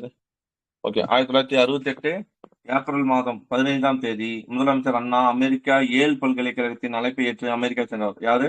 அமெரிக்கால வந்து ஏல் பல்கலைக்கழகம் அங்க போறார். செல்லும் வழியில் ரோம் வாட்டிகன் நகரில் போப்பாண்டவர், ஆமா இது பாருங்க, ரோம் ரோம் வாட்டிகன் நகரில் போப்பாண்டவரை தனிப்பட்ட முறையில் சந்தித்து உரையாடினார். ஓகேங்களா? யாரு? இவர் வந்து அமெரிக்கா போகணும், போற வழியில வாட்டிகன்ல வந்து போப்பாண்டவரை தனிப்பட்ட முறையில் சந்தித்து உரையாடினார். ஏல் பல்கலைக்கழகத்தில் பங்கேற்ற அனைத்து நிகழ்ச்சிகளும் மாணவர்களும் ஆசிரியரும் எழுப்பிய வினாக்களுக்கு அண்ணா கொடுத்த விடைகள் நகைச்சுவையோடு சிரிக்கவும் சிந்திக்கவும் வைத்தன. ஒரு கேள்விக்கு பதில் அளிக்கையில், எந்த கட்சியும் அதிகமாக போனால் 10 ஆண்டுகளுக்கு மேல் ஆட்சியில் இருக்கக்கூடாது, அப்படி பதவியில் நீடித்தால் அதிகார போதை தலைக்கேறிவிடும், நான் அதைத்தான் வேண்டிக் கொள்கிறேன், அதிகார போதை என் மண்டையில் ஏறாமல் இருக்க வேண்டும்ன்றார். ஒரு கேள்விக்கு பதில் சொல்லும்போது என்ன சொல்றாரு? எந்த கட்சியும் அதிகமாக எத்தனை வருஷத்துக்கு மேல 10 ஆண்டு மேல ஆட்சியில் இருக்கக்கூடாதான், அப்படி பதவியில் நீடித்தால் அதிகார போதை தலைக்கேறிடும், நான் அதைத்தான் வேண்டிக் கொள்கிறேன். ஆனா இன்னைக்கு பாருங்க எத்தனை வருஷம் தொடர்ந்து ஆட்சியில் இருக்குதுன்னு. அதிகார போதை மண்டியில் இருக்கின்றார். அண்ணா ஏலில் தங்கியிருந்த போது அவர் அளித்த பேட்டியில் பத்திரிகையிலும் வானொலியிலும் குறிப்பாக வாய்ஸ் ஆஃப் அமெரிக்காவில் ஒளிபரப்பப்பட்டு அந்நகரில் எங்கு சென்றாலும் மக்கள் எல்லோரும் அண்ணாவின் வருகை பற்றி அறிந்தவர்களாக இருந்ததாக பதிவு செய்துள்ளார் MS உதயமூர்த்தி. ஓகேங்களா? அண்ணா வந்து அமெரிக்கா போனதை பத்தி எழுதுந்து சொன்னது யாருன்னு பார்த்தா MS உதயமூர்த்தி. நோட் பண்ணி வச்சுங்க. கான்சாஸ் பல்கலைக்கழகத்தில் உலகில் மாணவர்களின் பங்கு என்ன? கான்சாஸ் பல்கலைக்கழகத்துல உலகில் மாணவர்களின் பங்கு என்ன என்பது பற்றி அண்ணா நிகழ்த்திய உரை எழுச்சிமிக்கதாக இருந்தது. அண்ணாவுடன் சென்ற திருச்சி நல்லுசாமி கூறுகிறார். கான்சாஸ் பல்கலைக்கழகத்துல உலகில் மாணவர்களின் பங்கு என்னன்னு சொல்லி அவர் உரையாற்றாரு. அது நல்லா இருக்கு, சூப்பரா இருக்குன்னு சொல்லி சொன்னது யாருன்னா திருச்சி நெல்லுசாமி. ஓகேங்களா? அந்த பேரெல்லாம் எழுதிங்க. அமெரிக்காவில அவர் பேசின உரைகள் எல்லாரும் அமெரிக்காவில கவரப்பட்டு அவருக்கு மரியாதை செலுத்துறாங்கன்னு சொன்னா அது யாரு? MS உதயமூர்த்தி. அதே வந்து இவர் வந்து என்ன பல்கலைக்கழகம்? கான்சாஸ் பல்கலைக்கழகத்துல இவர் பேசின உரை வந்து மாணவர்களின் பங்கு என்னன்ற உரை வந்து சூப்பரா இருந்துச்சுன்னு சொன்னா அது திருச்சி நல்லுசாமி. சோதனைகள், நம்பிக்கையில்லா திருமணம். அண்ணாவின் 1.5 ஆண்டு ஆட்சிக்கு பின் 1928 ஆகஸ்ட் 23ஆம் தேதி. ஆகஸ்ட் 23 நோட் பண்ணி வச்சுங்க. 1968 ஆகஸ்ட் 23ஆம் தேதி எதிர்கட்சி தலைவர் PG கருத்துருமன். யாரு எதிர்கட்சி தலைவர்? யாரு? PG கருத்துருமன் திமுக அரசாங்கத்துக்கு எதிராக சட்டப்பேரவையில் நம்பிக்கையில்லா தீர்மானத்தை கொண்டு வந்தார். அப்போ PG கருத்துருமன் என்ன பண்றாரு? 1968 ஆகஸ்ட் 21ஆம் தேதி எதிர்கட்சி தலைவர் PG கருத்துருமன் தான் அண்ணாவுக்கு எதிராக வந்து இதை கொண்டு வர்றார், சட்டப்பேரவை நம்பிக்கை கொண்டு வந்தார். உறுதியில்லா தொழில் கொள்கை, வேலையின்மை, தொழில் தேக்கம், தொழிலாளர் வேலை நிறுத்தம், திறமையற்ற நிர்வாகம், பெருகி வந்த ஊழல் போன்ற குற்றச்சாட்டுகளை முன்வைத்தார். தொழில் கொள்கையும் தொழிலாளர் பிரச்சனையை கையாண்ட முறையும் கடுமையாக விமர்சித்தார். அண்ணாவின் நிர்வாகத்தை திறமையற்றது, திறமையுள்ளற்றது, நாணயமற்றது என்று வர்ணித்தார். இந்த விவகாரத்தில் கலந்து கொண்ட விநாயகம் திறமையாக ஆட்சி செய்ய முடியாவிடில் பதவி விலகுவதே மேல் என்றார். யார் சொல்றாரு? அந்த விவாதத்துல கொண்டு வந்தது வந்து இவரு கருந்துருமன் அதான அவர் பேரு, கருத்துருமன். இந்த இடத்துல வந்து சொல்றது யாருன்னா விநாயகம் சொல்றார், திறமையாக ஆட்சி செய்ய முடியாவிட்டில் பதவி விலகுவதை மேல் என்றார். நம்பிக்கையில்லா தீர்மானத்தின் மீதான விவாதத்தின் போது சுமத்தப்பட்ட குற்றச்சாட்டுகளை புள்ளி விவரங்களோடு மறுத்த அண்ணா உரிய நேரத்தில் பதவி விலகுவதாக கூறினார். என்ன சொல்றாரு? இதை வந்து புள்ளி விவரங்களோடு மறுக்கிறார். அண்ணா மறுத்துட்டு நான் என்ன பண்றார்? உரிய நேரத்தில் பதவி விலகுவதாக கூறினார். ஆனால் அவரது ஆட்சி எவ்வளவு விரைவில் முடிவுக்கு வரும் என்று எவருமே எதிர்பார்க்கல. ஏன்னா அவர் இறந்துட்டார் இல்லையா, அது யாருமே எதிர்பார்க்கல. கீழ்வெண்மணி கொடுக்கிறேன். இது ரொம்ப என்ன ஆகஸ்ட் 23 வந்து விண்வெளி தினம். அந்த சந்திராயனோட நிலவு வந்து கால் வச்சிருக்கேன் சார். ஆகஸ்ட் 23. ஓகே. சந்திராயன் போய் அந்த என்னது இந்திய விண்வெளி தினமா? தேசிய விண்வெளி தினம். புரியல. ஏசியா? தேசிய விண்வெளி தேசிய விண்வெளி தினம். அதான் இந்திய விண்வெளி தினம். ஓகே. 1900 இது August 23. Okay, note, very good. Kilvenmani கொடுமை, இதை நிறைய பேர் படிச்சிருப்போம். 1968 டிசம்பர் 25 கிறிஸ்துமஸ் தினம். 1968 டிசம்பர் 25 தேதி சமகால தமிழ்நாட்டு வரலாற்றின் கரை விடுதலாகும். அன்றுதான் தஞ்சாவூர் மாவட்டம் 1968 அண்ணாவா இருக்கும்போது எல்லா பிரச்சனையும் நடக்குது. தஞ்சாவூர் மாவட்டம் கீழ்வெண்மணி கிராமத்தில் ஒரு குடிசைக்குள் 42 ஆதரவோட பெண்களும் ஆண்களும் குழந்தைகளும் வைத்து பூட்டப்பட்டு உயிரோடு இருக்கிறார். 42 ஆதரவோட பெண்களும் ஆண்களும் குழந்தைகளும் வைத்து எரிக்கப்பட்டனர். அவர்கள் செய்த குற்றம் விவசாய கூலியை உயர்த்தி கேட்டதே ஆகும்.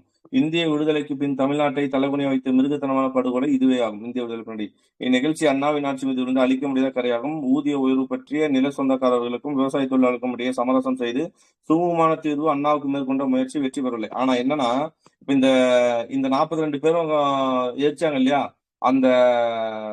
அந்த முதலாளிகள் எல்லாமே என்னன்னா தண்டிக்கப்படல. இதுதான் விஷயம். எல்லாமே என்னன்னா சாட்சி இல்ல, அது இல்லைன்னு சொல்லி இது பண்ணிட்டாங்க, வெளியே வந்துட்டாங்க. இதுதான் இந்தியா, இதுதான் தமிழ்நாடு, இது இப்படிதான் இருக்கும். ஓகே, சரி. ஊதிய உயர்வை பற்றி நிலச்சொந்தவர்களும் விவசாய தொழில் அதை நம்ம ஒன்றும் பண்ண முடியாது. சமரசம் செய்து சும்மா ஏன்னா நம்மளே பல பேர் என்ன பண்ணுவோம்னா, ஆமா அவன் தாழ்த்தப்பட்ட ஜாதி, அவனை எரிச்சது சரிதான், நம்ம ஆளுங்களே பல பேர் சொல்லுவோம். படிக்கிற நாமளும் சொல்லிட்டு தான் இருப்போம்.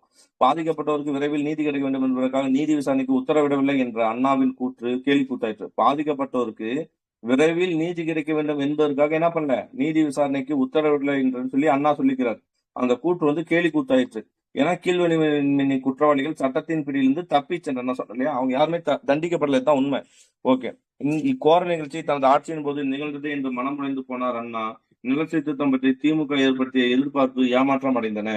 எதிரொலியே கீழ்வெண்மணி நிகழ்ச்சி என்று கருதுகிறார் அண்ணாவை பற்றி எழுதிய சாகர் அகுலிவாலியா. ஆல்ரெடி பார்த்தோம். சாகர் அகுலிவாலியா என்ன சொன்னாரு, அண்ணாவோட பொருளாதார கொள்கையை வந்து என்ன சொல்லிப்பாருன்னா, முதலாளிகளும் திருப்தி அடையணும், தொழிலாளரும் திருப்தி அடையணும்னு நினைச்சதுனாலதான் இந்த இது நடந்துச்சு, போராட்டம் நடந்துச்சுன்னு சொன்னதுதான் சாகர் அகுலிவாலியா. அப்ப மீண்டும் என்ன சொல்றாருன்னா, திமுக வந்து என்ன சொல்றது, நிலச்சீர்திருத்தம் பற்றி திமுக ஏற்படுத்திய எதிர்பார்ப்போட ஏமாற்றம் அடைந்ததன் எதிரொலி தான் இந்த கீழ்வெண்மணி நிகழ்ச்சி அப்படின்னு சொல்லி அண்ணாவை பற்றி எழுதிய சாகர் அகுலிவாலியா சொல்றாரு. அண்ணாவின் ஆட்சி சமுதாய நீதிக்கும் பொருளாதார நீதிக்கும் உரிய நடைமுறை முக்கியத்துவம் கொடுக்கவில்லை என்பதே கீழ்வெண். நம்ம என்ன பண்ணிருப்போம்னா, அண்ணாவோட இதை வந்து சக்சஸை மட்டும் நம்ம புக்ல கொடுத்துருந்தாங்க, அதை மட்டும் தான் பார்த்தோம். அப்ப இந்த மாணவர் போராட்டத்தை நம்ம பார்க்கல. அதே மாதிரி அந்த மாணவருக்கும் பஸ் போராட்டம் 2 பேருக்கும் நடக்கும் இல்லையா, பேருந்து தொழிலாளருக்கும் நடக்கும். அதுல வந்து கிட்டத்தட்ட நிறைய பேர் வந்து சுட்டுக் கொல்லப்பட்டாங்க. அண்ணாவோட காலத்துல மட்டும் 9 முறை துப்பாக்கி சூடு நடந்துக்குதுன்றதெல்லாம் நம்ம படிக்கல. சரிங்களா, இதுவும் பாருங்க. அண்ணாவின் ஆட்சி காலத்துல தான் கீழ்வெண்மணி 1968 டேட் விட்டுருக்காங்களா, டேட் இது அந்த இன்சிடென்ட்மே மறக்கூடாது. டேட் இருக்கா, டேட் டிசம்பர் 25 1968 டிசம்பர் 25 42 பேர். சரிங்களா, மெயின்ஸ் எல்லாம் யூஸ் பண்ணலாம். ஓகே, எல்லாரும் பிளஸ் எழுதுவாங்க, அப்ப மைனஸும் நம்ம எழுதலாம். சரிங்களா, ஓகே. கீழ்வெண்மணி நிகழ்ச்சி இருக்கிறதா அண்ணாவை பற்றிய சாகுராகவில்லை. அண்ணாவின் ஆட்சி சமுதாய நீதிக்கும் பொருளாதார நீதிக்கும் உரிய முக்கியத்துவம் கொடுக்கவில்லை. கீழ்வெண்மணி நிகழ்ச்சி எடுத்துக்கிட்டா இருந்தது. அண்ணாவின் அந்திய காலம். அந்திய காலம் கடைசி. அந்தினாலே முடிவும் தான் அர்த்தம். அந்தினா என்ன, 1968 செப்டம்பர் மாதம் அண்ணாவுக்கு புற்றுநோய் இருந்தது, கண்டுபிடிக்கிறது 1968 தான் கண்டுபிடிச்சிருக்காங்க அண்ணாவுக்கு புற்றுநோய். அண்ணா வந்து என்ன பண்ணுவாங்க, அந்த மூக்கு பிடிக்குதுல அது அதிகமா போடுவாராம். ஓகேங்களா, ஓகே. மருத்துவ சிகிச்சைக்காக அவர் அமெரிக்கா அனுப்பப்பட்டு அங்குள்ள நியூயார்க் நினைவு மருத்துவமனை. ஸோ மருத்துவ சிகிச்சைக்காக அவர் எங்க போறாரு, நியூயார்க் நினைவு மருத்துவமனை. ஓகேங்களா, நியூயார்க் மெமோரியல் ஹாஸ்பிட்டல் போயிட்டு அனுமதிப்பட்டார். Doctor Theodore Miller. ஓகேங்களா, டாக்டர் தியோடர் மில்லர் சிகிச்சை அளித்தார். ஓகேங்களா, டாக்டர் தியோடர் மில்லர் என்ன பண்றாரு, சிகிச்சை அளிச்சிருக்காங்க எங்க, அமெரிக்காவில் இருக்க நியூயார்க் நினைவு மருத்துவமனையில. அறுவை சிகிச்சை முடிந்து சென்னை திரும்பிய அண்ணாவுக்கு உற்சாக வரவேற்பு அளிக்கப்பட்டது. நவம்பர் 6. ஓகே, 68 செப்டம்பர் மாசம் போறாரு. செப்டம்பர் மாசம் அண்ணா புற்றுநோய் கண்டுபிடிக்கப்பட்டது. அங்க போயிட்டு சிகிச்சை போறாரு நியூயார்க் நினைவு மருத்துவமனையில. ரிட்டர்ன் வராது. நவம்பர் 6 அவருக்கு இது பண்றாங்க. மருத்துவ ஆலோசனையின் பொருட்படுத்தாமல் அவர் தமிழ்நாடு பெயர் சுற்று நான் பார்த்தோம்ல டிசம்பர் 2 அதாவது தேதி மருத்துவர்களோட ஆலோசனை பொருட்படுத்தாம என்ன பண்றது, அவர் தமிழ்நாடு பெயர் சுற்று விழாவில் பங்கேற்று உரையாற்றினார் டிசம்பர் 2.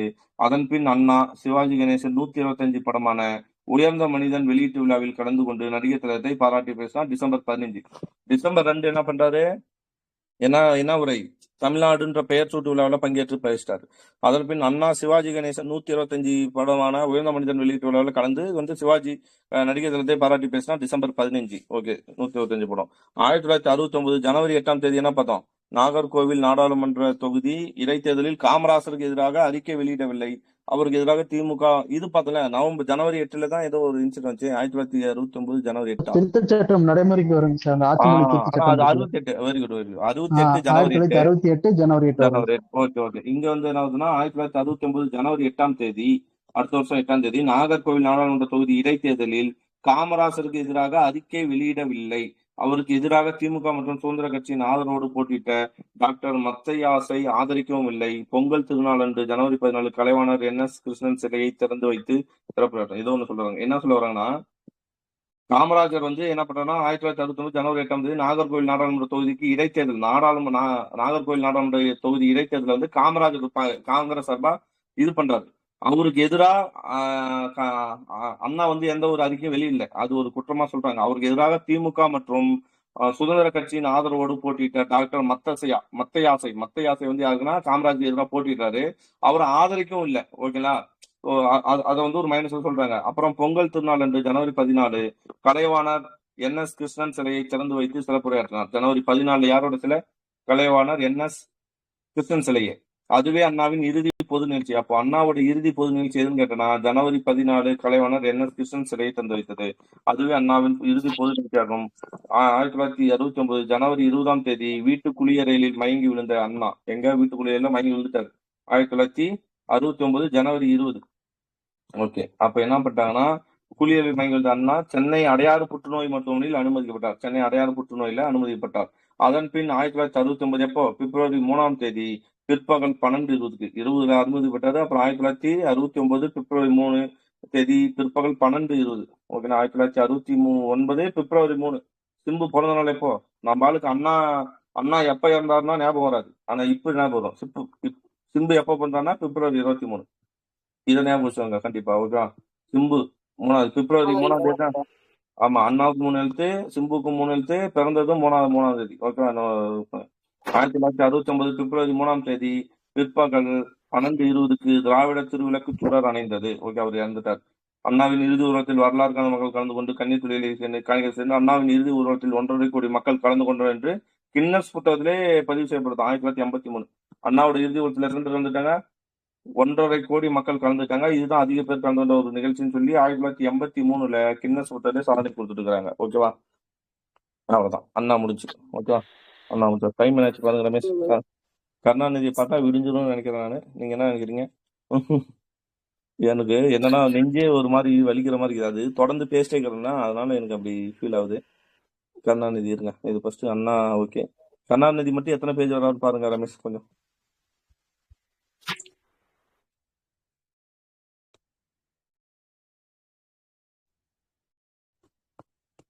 அதுக்குள்ள போயிட்டு அண்ணாவை சேவ் பண்ணி வச்சுக்கலாம். அண்ணா டைம் என்னாச்சு? 13 பக்கம். 13 பக்கம். 8:50. கேக்குதுங்களா சார்? கேக்குது ரமேஷ். உங்களுக்கு கேக்குதா? ஓகே. கேக்குது. 13 பக்கம் சார். 528 இருந்து 541 வரைக்கும் சார். ஓகே. என்ன பண்ணலாம்? கண்டினியூவா படிச்சிடலாமா? படிச்சுட்டா முடிஞ்சிடும். கருணாநிதிக்கு அப்புறம் யாராவது வராங்களா பாருங்க தயவு செய்து. சரிங்க. எவ்வளவு நேரம் ரெக்கார்ட் போயிருக்குன்னு தெரியல. ரெக்கார்டை போயிட்டு க்ளோஸ் பண்ணலாம்.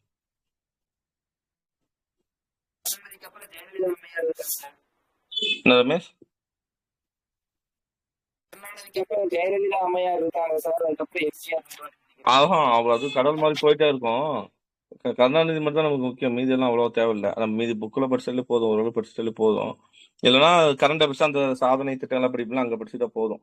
கருணாநிதி மட்டும் முக்கியமான வார்த்தைகள் மட்டும் பார்த்துலாம். இதே 2 மணி நேரம் ஆச்சு. ஓகே. அண்ணா முடிச்சிடலாம்.